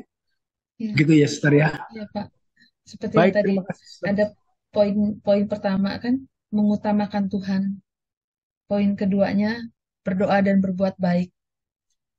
Jadi itu poin-poin penting. Jangan pernah terlepas dari Tuhan. Apapun yang kita inginkan, apapun yang kita harapkan, bahwa selalu dalam doa persembahkan itu kepada Tuhan. Semoga Tuhan berkenan mengaruniakannya itu pada kita. Kerendahan hati ya, Suster ya. Ya, terima kasih, Suster. Yang Ya, lainnya silahkan. Pak. Paulus. Terima kasih Pak Paulus. Ya, siapa lagi Bapak Ibu? Bu Eti? Pak Andreas tuh ada tuh. Nah, ya Pak Andreas sudah buka mic. Ayo Pak. punya mimpi-mimpi itu. Asik lah. Saya sampai terpesona mendengar ulasan pada malam ini. Selamat malam, Suster Selamat Beni, malam. dipanggil Suster Beni. Dan selamat malam teman-teman. Udah lama saya nggak nge-zoom di kelompok ini. Tadi saya ingat-ingat beberapa hari, wah saya harus ikut nih karena ada suster gitu. Jadi sebenarnya saya nggak berat-berat sih, Suster. Karena saya juga bukan orang yang pinter ya. Mungkin pertanyaan saya sederhana aja. Lebih banyak ke spiritualitas. Lebih banyak tentang komunitas saja ya. Jadi hidup kita kan tidak terlepas dari komunitas. Komunitas keluarga, komunitas kerja, komunitas biara, komunitas olahraga, dan macam-macam gitu. Dan sebelum masuk ke situ, mungkin ada beberapa pertanyaan buat Suster. Saran buat kita yang aktif di komunitas apapun itu ya. Nanti Suster bisa kasih input buat kita. Cuma saya ada sedikit prolog aja gitu. Prolog pengantar. Saya bukan bercerita tentang mimpi atau impian, tapi saya bicara tentang kenangan yang real gitu. Kenangan yang membekas di hati saya sampai sekarang gitu. Saya SMP sekolah di SMP Susteran. Biaranya besar, susternya banyak, sekolah kita SMP paling ngetop di kota kita. Itu tiap tahun hanya terima 2 kelas, ya kelas AB, yang A ada campurnya cowok cewek, terus yang B khusus cewek itu. Sangat menyenangkan itu. Tapi saya lihat di sekolah kita ada 2 suster yang hebat-hebat. Kebetulan suster kan suster B. Saya bicara tentang suster karena suster Bene ada di sini. Jadi sangat menarik. Suster itu baik sama murid-muridnya, ya, dua-duanya pinter. Satu ngajar Inggris, satu kepala sekolah merangkap ngajar steno, ya, steno kan tahu ya. Baik ya susternya sama muridnya. Tapi yang membuat saya membekas kenangan sampai sekarang kadang-kadang mau ketawa sendiri. Itu kedua suster itu yang hebat, yang kelihatan suci di depan murid-murid. Kok saban hari suka berantem gitu. Ya, dua-duanya pintar di depan kita, dua-duanya baik, spiritualitas. Kita kan waktu kecil belum kenal spiritualitas. Itu saban hari berantem terus. Nah, ini satu membekas buat saya. Terus satu lagi, beberapa tahun yang lalu saya ada di suatu seminar besar di gereja, lupa. Kenal seorang wanita yang masih muda. Mungkin sekitar 30-an. Saya bicara dengan dia, asik bicara dengan dia. Ngomong-ngomong, rupanya dia pernah di biara. Pernah di biara susteran, saya lupa tarekatnya. Dan dia cerita, akhirnya dia, bukan cerita, dia mantan suster, ya. Tapi ceritanya akhirnya cerita yang sedih-sedih. Saya bilang, saya lupa namanya ya. Saya bilang, Dek, kamu kan di suster, pernah di biara suster. Kenapa sih sampai berhenti? Dia diam, katanya kayak lihat matanya tuh menangis itu. Dia bilang, Pak, masih muda itu ya. Cantik sekali loh suster, ya. Karena cantik saya baru ingat dia, Bu Luciana. Ya. Jadi saya tuh pengen meneruskan panggilan saya di suster, tapi kenapa ya batin saya tersiksa? Saya dibullying terus, dibullying sama suster-suster senior gitu. Saya dianggap apa gitu ya? Ya bahkan kata kasar itu dianggap orang yang ya perlu dibullying, ya dianggap hanya sekedar asisten apa-apa gitu. Nah ini membuat dia keluar, dan saya nggak meneruskan 2 hal itu ya, kenangan saya di SMP Suster sama yang ini. Nah saya berpikir peran apa ya, baik secara kita pribadi maupun orang-orang sekitar kita, supaya kita bisa bertahan di komunitas kita. Kita juga banyak dengar ya di pelayanan di setiap paroki, baik itu seksi macam-macam, itu cerita-ceritanya bukan bercerita tentang, wah, aku ada di komunitas, aku ada di komunitas surga, tapi aku ada di komunitas neraka. Gitu. Aku ada di kerajaan setan, aku tidak ada di kerajaan Allah. Gitu. Nah, ini saya berpikir, tadi saya berpikir, suster udah banyak bicara, sebenarnya kita masuk di suatu komunitas, sampai kita betah, itu peranannya siapa? Apakah kita bertahan terus-menerus dan berdoa terus? Apakah tidak cukup? Apakah cukup? Karakter-karakter jiwa kita, ya nilai-nilai budi pekerti kita kan harus berperan juga kan. Moralitas. Kita harus punya iman, punya moralitas, ada kemurahan hati, ya, ada pengampunan, ada bermurah hati. Itu kan yang nilai-nilai ini harus disadari siapa? Kalau saya menyadari itu, tapi orang-orang sekitar saya tetap tinggi hati, sombong, terus mentor saya, kepala saya nggak bijaksana, kan nggak terwujud komunitas surgawi. Gitu. Ya kira-kira gitu. Pengalaman suster, terus suster tuh melakukan apa kalau dialami bully gitu? Apakah cukup berdoa gitu? Enggak kok ya. Ya pasti ada suatu sikap yang mendobrak. Wah, saya bertahan di komunitas saya. Walaupun orang sekitar saya seperti tadi apa ada ya gitulah suster. Ya, Mungkin dari suster ada tanggapan lagi. Mungkin mudah-mudahan suster kuat ya. Soalnya kita nih orang-orang yang frustasi loh suster. Ya ya, dalam setiap komunitas itu. ya. Pernah digosip ini, pernah dibuliin, tapi kok bisa bertahan gitu. Nah ini kan ya suster. Ya. Terima kasih suster. Oke, terima Kepanjangan kasih. ya Ya, suster. makasih Pak Maaf loh Andreas suster. Limas. Maaf ya Nih, suster bikin nggak pusing apa-apa suster. Pak. Ya, gini Pak, ketika kita mengatakan saya mencintai Tuhan, ya, tetapi kita tidak mencintai sesama, itu berarti kita belum mencintai Tuhan. Ya, justru kita betul-betul mencintai Tuhan kalau kita sudah bisa mencintai sesama. Karena kita nggak mungkin hanya bilang mencintai Tuhan, Tuhan di mana? Bagaimana caramu mencintai Tuhan? Ya, yang perlu kita lakukan adalah melihat bahwa dalam wajah setiap orang, mau itu keluarga, teman, kerabat, bahkan orang yang kita benci sekalipun, orang yang menyakiti kita sekalipun, di wajah itu adalah wajah Tuhan sendiri. Karena setiap manusia adalah ciptaan Allah. Setiap dari kita sangat-sangat dicintai Allah. Ya.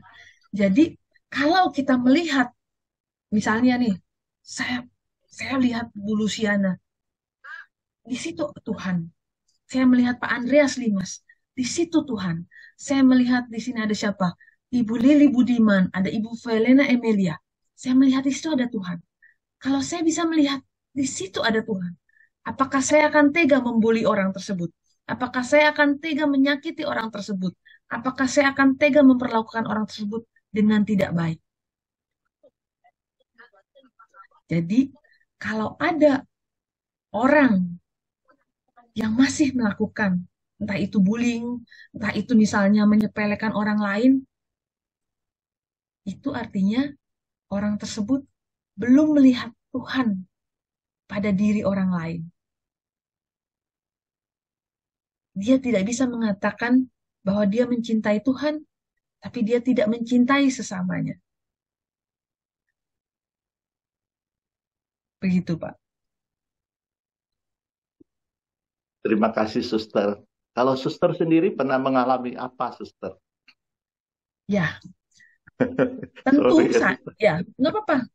Nih, bagi kami yang tinggal di Biara, Pak, itu saya bisa katakan bahwa tantangan kami lebih sulit daripada Bapak Ibu yang berkeluarga. Kenapa?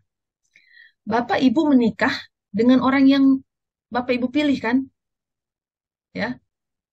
Kadang salah pilih juga suster. Ya, tapi kan pilihan Bapak sendiri kan? Terlepas dari salah atau enggaknya, tapi kan itu pilihan Bapak sendiri kan, gitu kan ya. Nah, kami yang hidup di Biara, Pak, kami ini hidup serumah satu atap dengan orang yang bukan kami pilih. ya kan? Saya tidak pernah memilih saya akan hidup dengan suster A, B, C, D, E, ya. Tapi saya memilih saya masuk di kongregasi ini dan saya harus ketemu dan saya harus hidup satu rumah dengan suster A, B, C, D ini yang asal negaranya beda, yang latar belakang kebudayaannya beda, yang pemikirannya beda, yang secara generasi beda. Itu tantangannya banyak banget loh. Itu sangat-sangat besar kemungkinannya untuk jadi sumber konflik. Sangat bisa, gitu ya. Tapi apa yang harus kita lakukan?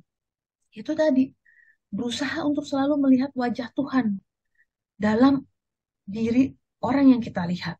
Sehingga kalau ya ada suster lainnya yang menyakiti saya sekalipun, saya akan melihat apa yang Tuhan mau dari peristiwa ini. Oke, orang itu menyakiti saya. Tapi kalau saya membenci orang tersebut, maka saya tidak melihat dia sebagai ada wajah Tuhan di situ. Karena kalau saya bisa melihat ada wajah Tuhan di situ, saya tidak akan tega untuk membencinya. Walaupun orang itu misalnya menyakiti saya akan berusaha. Iya. Apa pelajaran hidup? Apa makna yang bisa saya ambil dari peristiwa ini? Oh, Tuhan menginginkan saya untuk lebih sabar. Oh, Tuhan menginginkan saya untuk lebih rendah hati. Oh, Tuhan menginginkan saya, beranikah saya, bisakah saya mendoakan orang yang sudah menyakiti saya ini? Begitu, Pak. Terima Jadi kasih, Suster. intinya adalah mari kita sama-sama selalu berusaha untuk melihat bahwa Tuhan itu ada dalam diri setiap orang.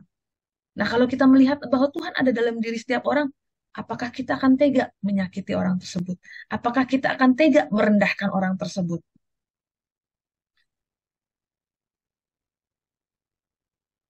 Ini lebih banyak ke penyadaran diri sendiri ya, Suster. Ya, karena kita Kalau saya bisa sadar apa kita yang hanya bisa menuntut diri sendiri, Pak. Kita tidak bisa menuntut orang lain untuk menghargai kita.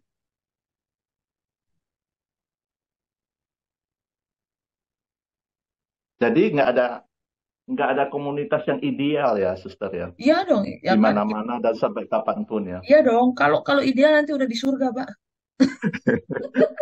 Selama kita masih hidup pasti masih akan ada problem terus-menerus, Pak.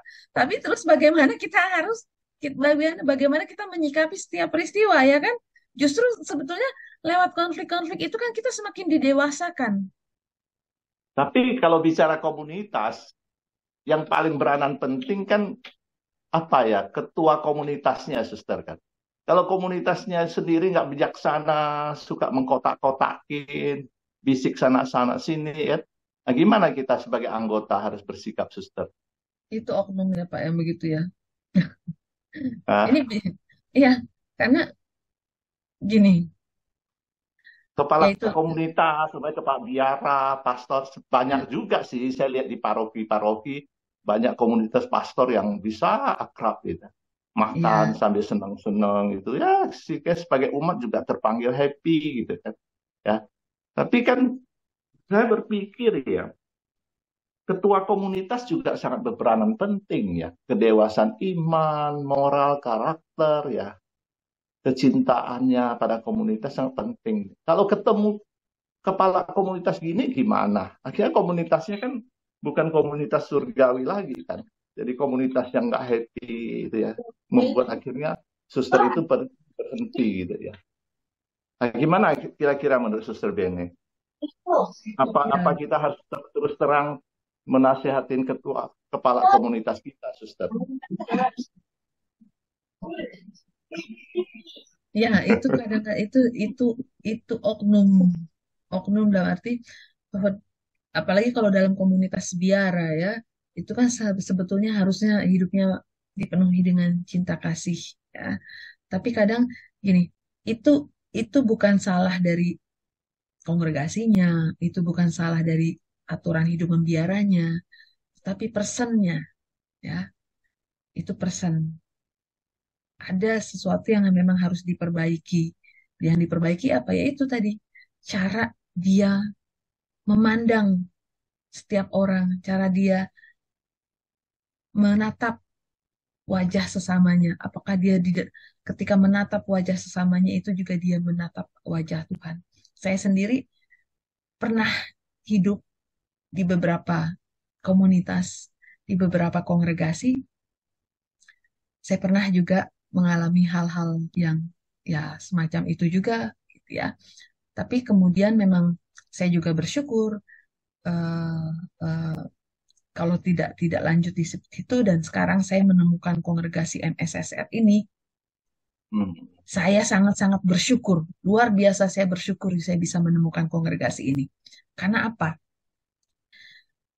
Kongregasi ini, suster-suster di dalam kongregasi ini, mereka yang suster-suster itu semua berasal dari Jerman, Austria, Ukraina, Jepang, Chili, Bolivia. Justru hidup di dalam kongregasi ini saya sungguh-sungguh merasakan cinta kasih. Ketika saya hidup di kongregasi yang sebelumnya, ya ada itu eh sikut sana, sikut sini, seperti itu. Dan ketika kita melakukan kesalahan, maka akan ada punishment. Dan pada saat itu saya hanya berpikir, bagaimana saya akan dewasa kalau setiap kesalahan dibayar dengan punishment, dengan hukuman. Ya, kita hanya sekedar dihukum, tapi tidak belajar untuk memperbaiki kesalahan tersebut. Ketika saya bergabung dengan MSSR di Jepang, setiap kali saya melakukan kesalahan, saya takut dihukum, takut dipulangkan ke Indonesia. Tapi ternyata itu tidak pernah terjadi.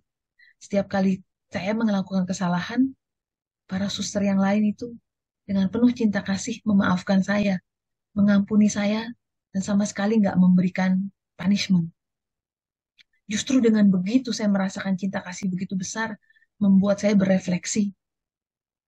Kalau saya sudah dimaafkan oleh mereka, maka saya malu kalau saya sampai nggak memaafkan orang lain. Dan itu pengaruhnya sampai pada relasi saya dengan orang-orang di luar biara. Karena saya di dalam biara, saya selalu diampuni, saya disayangi oleh sesama suster-suster saya yang lain. Maka ketika oleh orang luar biara, saya disakiti, saya dibohongi, saya dikecewakan. Pengalaman saya diampuni oleh para suster membuat saya jadi dengan jauh lebih mudah. Saya mengampuni. Saya malu kalau saya nggak bisa mengampuni. Dan itu juga terus terjadi sampai saya pindah di Austria. Suster-suster di sini sangat-sangat luar biasa. Setiap kali saya melakukan kesalahan, saya minta maaf, suster, maaf. eh, Pisau ini patah misalnya, atau panci ini rusak. Ini saya yang melakukannya. Dan itu sama sekali tidak ada hukuman. Mereka hanya bilang, nggak apa-apa, kamu minta maaf, kamu jujur, itu sudah jauh lebih penting. Itu. Terima kasih loh, suster. Jadi dia itu contoh aja bagaimana sebaiknya kita dalam berkomunitas dimanapun, bukan hanya hidup di dalam biara, tapi di dalam keluarga, di dalam lingkungan juga. Mari sama-sama untuk selalu melihat bahwa ada wajah Tuhan pada diri sesama kita. Terima kasih, suster, sharing yang luar biasa. Dan saya juga senang pada malam ini dapat banyak dari suster, dari Pak Paulus.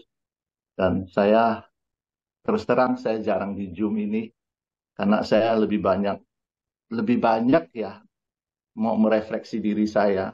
Sebenarnya belakangan ini saya juga merasa jenuh ya, terjun dalam pelayanan di mana-mana gitu. Ya, kalau ingat memori-memorinya, contoh-contoh. Akhirnya saya selalu ada 5 pertanyaan. Ini sharing ya, suster. Mungkin buat teman-teman juga ya. Saya sekarang lebih banyak mengkoreksi diri saya, lebih banyak mundur gitu sebenarnya. Ya, karena kadang galau, capek, kering juga. Dan saya selalu mengontrol diri saya dengan 5 pertanyaan yang terus-menerus. Apakah saya seorang yang tulus gitu? Saya mengontrol diri saya setiap saat. Baik di keluarga apa, ini sharing buat teman-teman juga. Ada 5 pertanyaan ini yang sangat asik saya terapkan. Saya selalu bertanya, dalam setiap pekerjaan, baik keluarga atau pelayanan, apakah saya seorang yang tulus gitu? Tulus berarti apa? Tampil apa adanya. Tidak ada udang di balik batu gitu. Banyak pelayanan ada udang di balik batu. Ada sesuatu yang saya inginkan. Itulah saya harus betul-betul tulus tampil apa adanya. Tidak ada udang di balik batu. Itu betul-betul. Satu lagi jujur gitu. Jujur itu transparan. Jujur artinya apa yang kita ucapkan adalah sesuai yang keluar dari hati kita.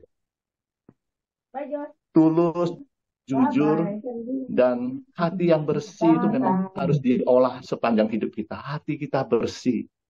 Lihat orang berhasil, kita ikut senang, ya, bukan diiri. Ya. Lihat orang aktif di gereja apa, ikut mendukung, senang, ikut bangga gitu. Dan yang keempat, saya merenungkan juga, apakah saya mempunyai hati seorang pengampun gitu. Itu sangat, kalau kita nggak ada jiwa pengampun, ya nggak ada karakter, terus sangat menyedihkan hidup kita. Dan satu lagi yang kelima, bermurah hati. Bermurah hati bukan kita, bukan hanya materi aja. Bermurah hati kadang-kadang kita harus tidak selalu mengutamakan kepentingan kita. Dalam pelayanan kita harus selalu ingat, banyak kepentingan di luar diri saya yang harus saya utamakan. Nah, ini hanya 5 pertanyaan yang saya renungkan. Semoga saya bisa bertahan, ya, menyelesaikan sisa-sisa hidup saya. Terima kasih, Suster, teman-teman. Ya. Bagus itu Pak, lanjutkan terus Pak. Ya, terima kasih kembali moderator. Ya, moderator saya luar biasa, Luciana. Ya, itu guru saya juga, master saya. Ya, kalau saya nggak ngerti tentang kitab suci, saya suka japri ke Bu Luciana. Ya, ada Bu Rosita, Pak Agus Saputra. Thank you ya semua ya. Terima kasih Pak Andreas. Yuk, Bapak Ibu, siapa lagi yang ingin bertanya? Waktu masih ada. Kalau nggak ada pertanyaan, boleh saya putar video tentang kongregasi kami 7 menit? Oh, boleh, silakan Suster. Boleh ya?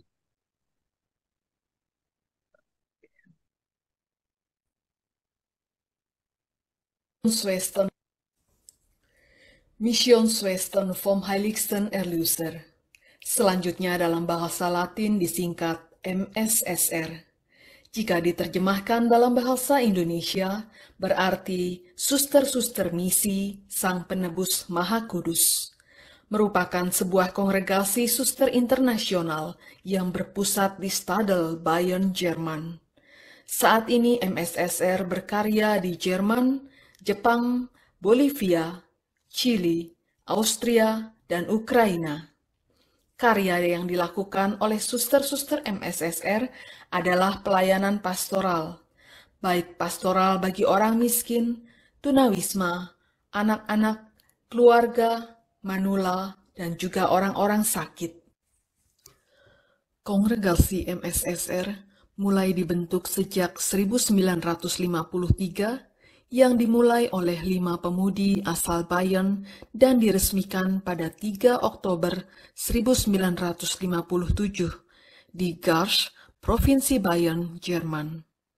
Dengan semangat dari Santo Alfonsus Liguori, moto MSSR adalah Bei ihm ist Erlösung in Fülle, dari Mazmur 130 ayat 7, atau dalam bahasa Indonesia berarti pada Tuhan ada penebusan berlimpah. Pakaian yang digunakan para suster berupa pakaian suster berwarna hitam tanpa kerudung.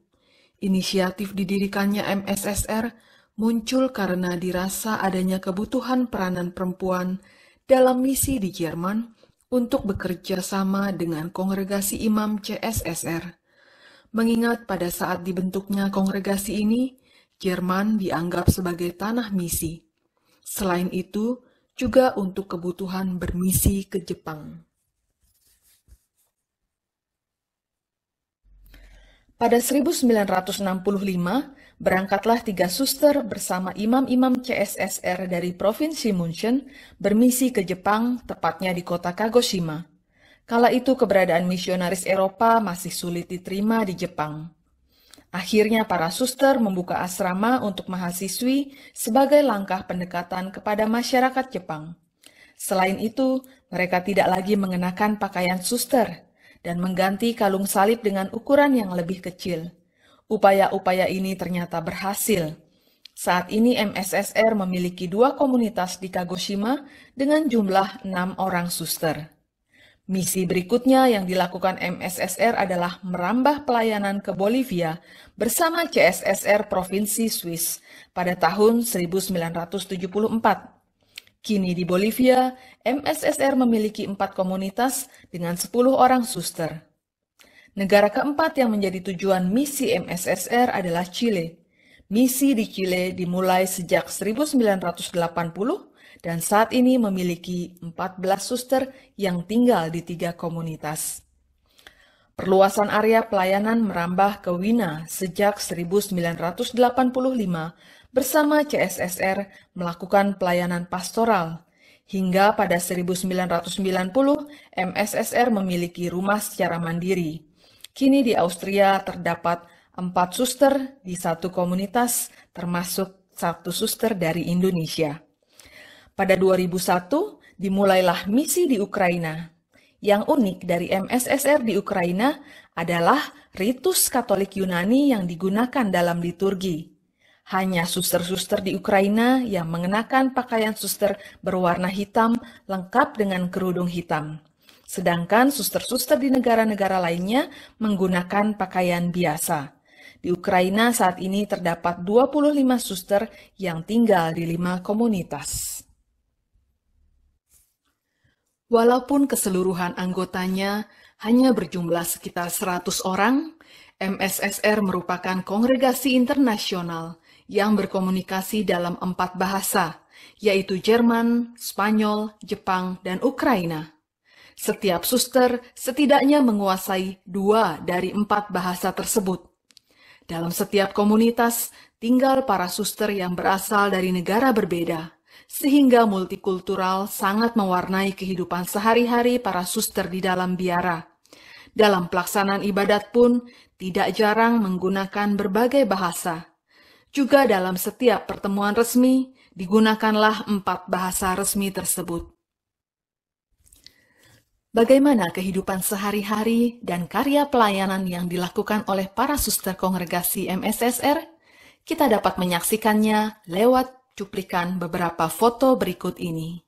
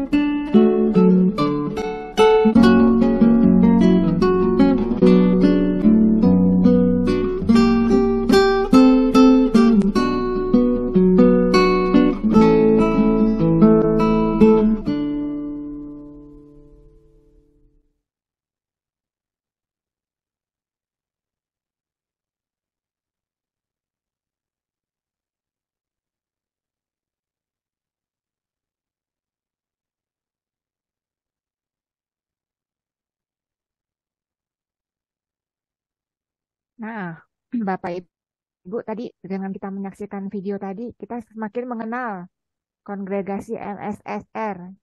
Mungkin kalau tidak ada yang mau sharing atau berpertanyaan dengan materi doa, mungkin ada yang mau bertanya mengenai kongregasi tadi. Silakan Bapak Ibu.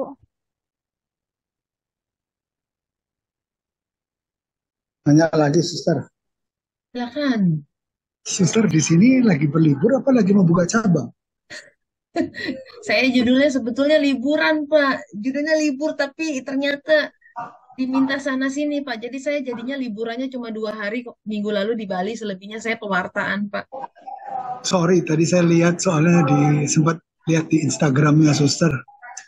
Saya udah add, kayaknya kok banyak jalan-jalannya di Indonesia, di Bali. Aduh, jalan-jalan. Saya di Bali hanya 2 hari, Pak. Naik parasailing segala. Iya. Makanya saya pikir, apakah lagi berlibur atau lagi mau buka cabang di Indonesia, Jadi MSSR? saya sebetulnya nih lagi dalam rangka cuti tahunan, Pak. 1 bulan ke Indonesia. Ini pertama kali saya ke Indonesia sejak saya meninggalkan Indonesia. Judulnya sebetulnya liburan harusnya. Tapi ya kan banyak umat yang mungkin ingin ketemu saya karena nggak pernah ketemu saya. Saya lagi ada di Indonesia. Jadi saya iakan setiap kali ada yang minta ketemu atau minta saya untuk pewartaan. Jadinya saya selama 5 minggu di Indonesia ini jadwal saya full. Saya yang benar-benar liburannya hanya 2 hari minggu lalu di Bali. Itu aja. Saya lihat ada fotonya sama Pastor Hari Jantan, sama Bu Ros. Iya, Itu lagi ulang tahun. ya Romo Ya. Hati Jantan sahabat saya udah lama. Romo Antonius Suyadi juga sahabat saya. Ya, Nah, saya sempat lihat. iya, Nanti saya di besok follow ya. iya, besok saya kembali terbang ke Austria. Oh gitu. Ya, Have a nice trip ya. thank you.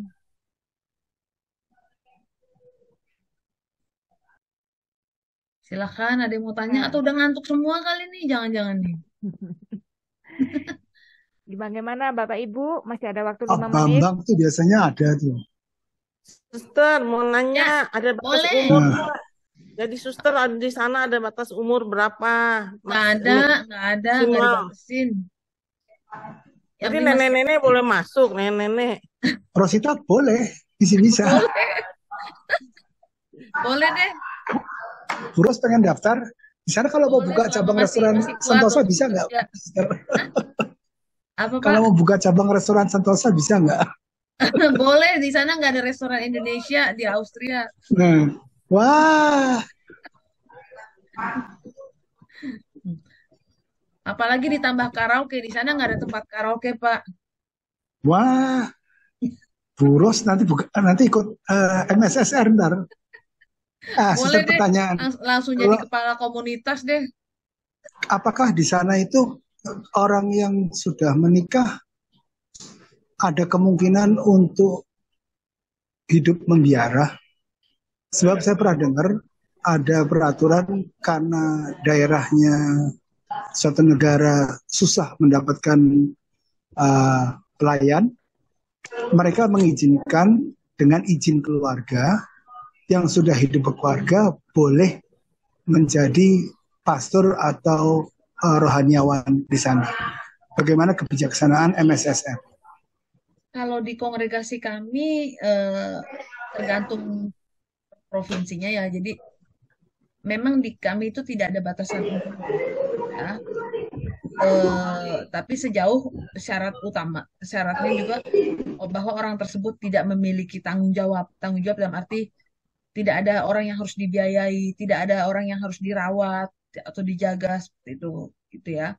Nah, di provinsi kami yang Ukraina itu sempat ada seorang ibu mungkin usianya sudah 60-an tahun, dia sudah pernah menikah dan dia juga sudah punya anak, tetapi suaminya sudah meninggal dan anak-anaknya sudah dewasa dan sudah berkeluarga, sehingga dia tidak punya tanggung jawab lagi terhadap keluarga, dan dia masuk aspiran di kongregasi kami di usia yang sekitar 60-an tahun.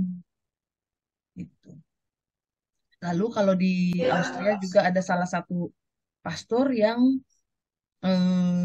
dia baru masuk menjadi pastor itu di usia 50-an tahun. Persiapan berangkat tujuan akhir stasiun. Nah, itu ada lagi naik kereta tuh, stasiun mana tuh? Naik kereta tuh mau ke Austria mungkin. Begitu, Pak. Jadi kalau di Eropa sih umur tidak terlalu dibatasi ya. Mungkin karena kalau di sana kan lebih sulit untuk mendapatkan panggilan, sedangkan kalau situasi di Indonesia kan kita nih umat apa jumlah penduduknya banyak dan jumlah umat Katoliknya juga banyak gitu ya. Jadi dalam tanda kutip saingannya lebih banyak, makanya dibatasin umur. Mungkin. Nah, Bu Ros, saya daftar duluan. Bu Ros nanti nyusul. Bu Ros bawa kepiting sama karaoke, Bu Ros. Biar saya bisa karaoke di sana.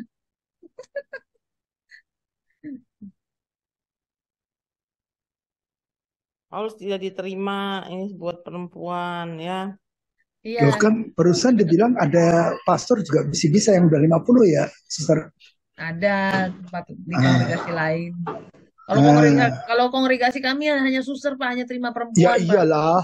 Oh iya, kirain Bapak mau masuk kongregasi MSSR. Saya udah deg-degan, Pak, jadinya. Aduh, jadi bencong dong. Aduh, aduh. Suster Silakan, masih mau tanya sedikit, Suster. boleh. Sedikit banyak Ini boleh, Pak.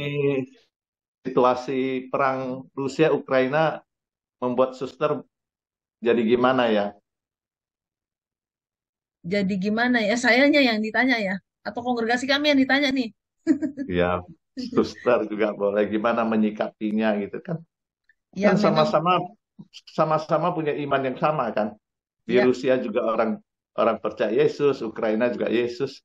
Gimana menyikapinya, Suster? saya yakin kita semua pasti sedih ya dengan terjadinya peperangan ini. Siapa sih yang menginginkan perang ya kan? Tidak ada keuntungan sama sekali dari peperangan ini karena yang menjadi korban ya manusia, kehilangan rumah, kehilangan anggota keluarga dan lain-lain sebagainya. Dan para suster kami pun juga termasuk jadi korban ya. Kami punya 5 komunitas di Ukraina dan pada saat awal-awal terjadi peperangan itu, para suster pun juga harus mengungsi ke beberapa negara lain seperti ke Austria, Jerman, Belgia, dan negara-negara lainnya.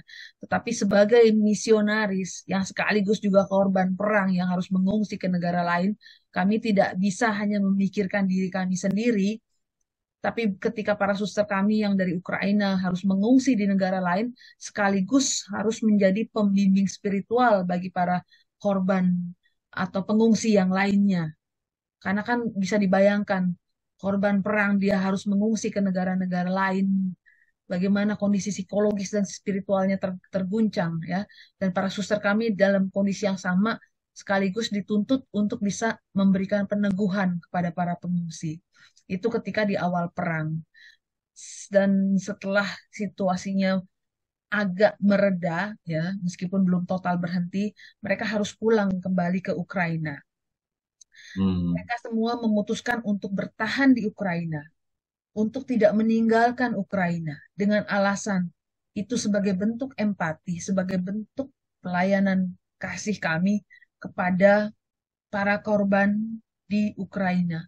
Artinya, kami tidak ingin meninggalkan Ukraina dan hanya memikirkan bahwa diri kami selamat, tapi banyak warga yang menjadi korban di sana, tapi kami memilih untuk stay, bertahan di Ukraina dan hidup bersama para korban dan tetap memberikan pendampingan, kan? Ya, artinya menghadapi bersama, gitu. Itu yang diputuskan oleh para suster-suster kami yang ada di Ukraina. Jadi mereka sekaligus juga sebagai korban perang, sekaligus juga harus memberikan bimbingan, menguatkan para korban perang lainnya, dan memberikan eh, tempat tinggal juga bagi mereka yang kehilangan tempat tinggal. Terima kasih, Suster. Kita berdoa semoganya semua cepat berakhir ya, Suster. Iya, terima kasih. Satu lagi, Suster. Silakan, Kalau Pak. bicara dengan komunitas kan pasti menyangkut kelangsungan hidup gitu ya. Ya, kalau tarekat yang punya sekolah kan sekolahnya udah top, bisa ada sumber uang gitu kan, aman gitu ya. kalau di tarekat suster sendiri sumber dananya dari mana sampai bisa bertahan bahkan berkembang ke beberapa negara gitu.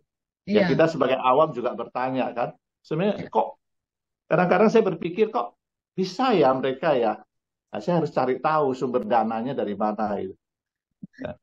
Silakan suster. Mau jadi donatur kan Pak? Ya mudah-mudahan insya Jadi Allah. gini Pak, ya kami memang kami tidak punya sekolah, kami tidak punya rumah sakit, kami tidak punya apa-apa ya sebagai sumber penghasilan sebetulnya. Tetapi penghasil atau kami survive dan kami juga tidak mendapat dukungan dana dari keuskupan ya. Jadi kami Oh, betul-betul mandiri. eh, Bagaimana kami bertahan hidup dari gaji yang diterima oleh para suster bekerja. nah, suster kerja di luar gitu. Ya, tapi pekerjaan kami karena dengan izin sebagai misionaris, pekerjaan kami hanya boleh untuk lingkup gereja atau untuk urusan sosial. Oh, Hmm. Jadi sebagai semua remaja. semua suster-suster yang bekerja punya gaji, gaji itu masuk dalam kasnya kongregasi. Kami tidak punya rekening pribadi karena dengan kaul kemiskinan kami tidak punya rekening pribadi. Kami hanya pegang uang saku setiap bulan dan gaji kami bekerja itu langsung masuk ke kas kongregasi untuk digunakan bersama-sama. Kerja dalam segala bidang ya suster. Mungkin ada Dalam yang dosen, jadi dosen, guru segala ya suster. pastoral tadi Pak, seperti Oh, di video pastoral ya. tadi pelayanan kami pastoral. Jadi kalau pastoral itu di lingkup Jerman Austria, kami bekerja sebagai pastoral asisten. Pastoral asisten itu adalah membantu tugas para romo paroki di paroki.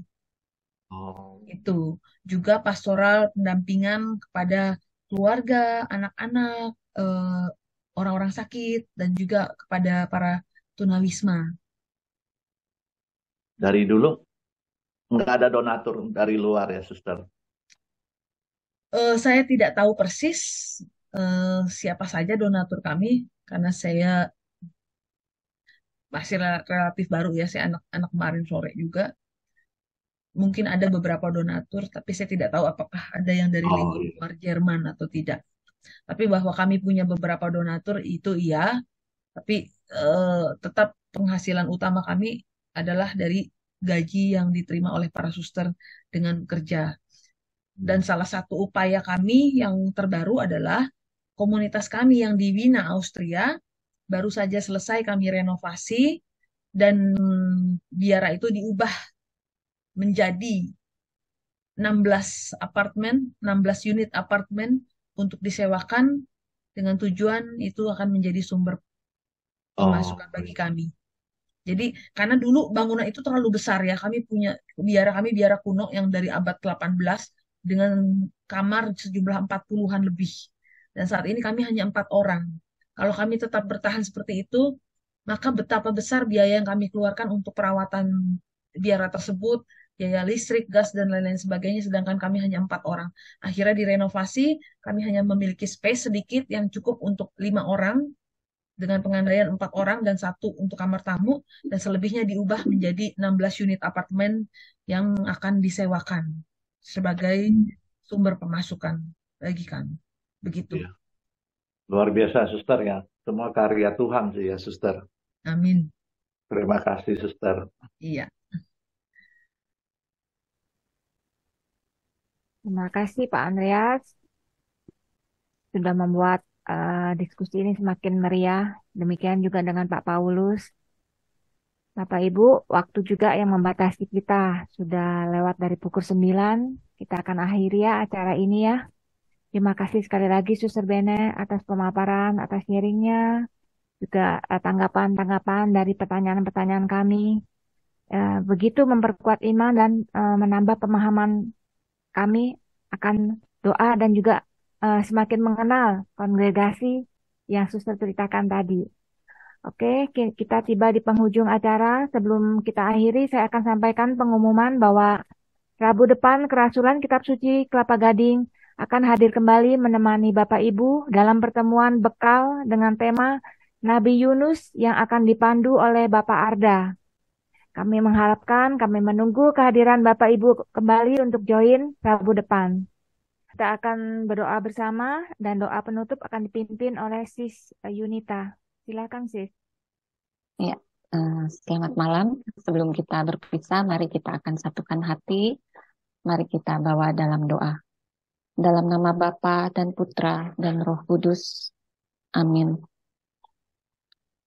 Allah Bapa sumber kasih, kami bersyukur untuk pertemuan yang begitu indah malam hari ini.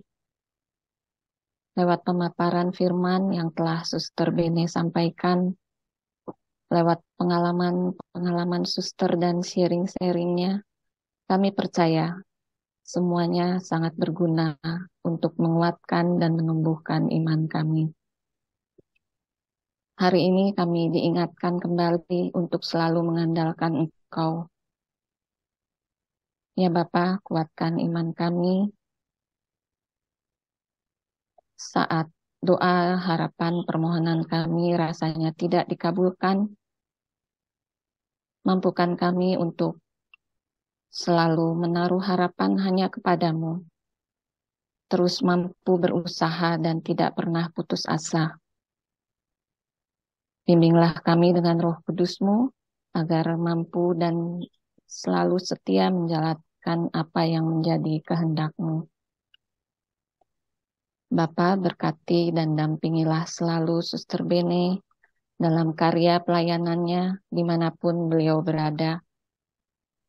Lindungi juga perjalanannya besok untuk kembali ke Austria. Bapak yang baik, sebentar kami akan berpisah. Kami mau beristirahat. Lindungi sepanjang malam istirahat kami, agar kami besok boleh bangun dengan keadaan yang sehat dan dapat beraktivitas seturut kehendak dan rencana-Mu. Doa ini kami serahkan ke dalam tangan kasih-Mu melalui perantaraan Tuhan kami, Yesus Kristus. Amin. Dalam nama Bapa dan Putra dan Roh Kudus. Amin. Terima kasih, Suster. Terima kasih, Sis Yunita. Terima Terima kasih banyak kasih, semuanya. Suster Bene. Terima kasih, Bapak Ibu. Sampai ketemu lagi ya, Rabu depan. Thanks Suster everyone. Beni. Suster Bene, God halo. bless you. Halo. Terima kasih. Makasih, Selamat pulang Suster. bersama, Suster ya.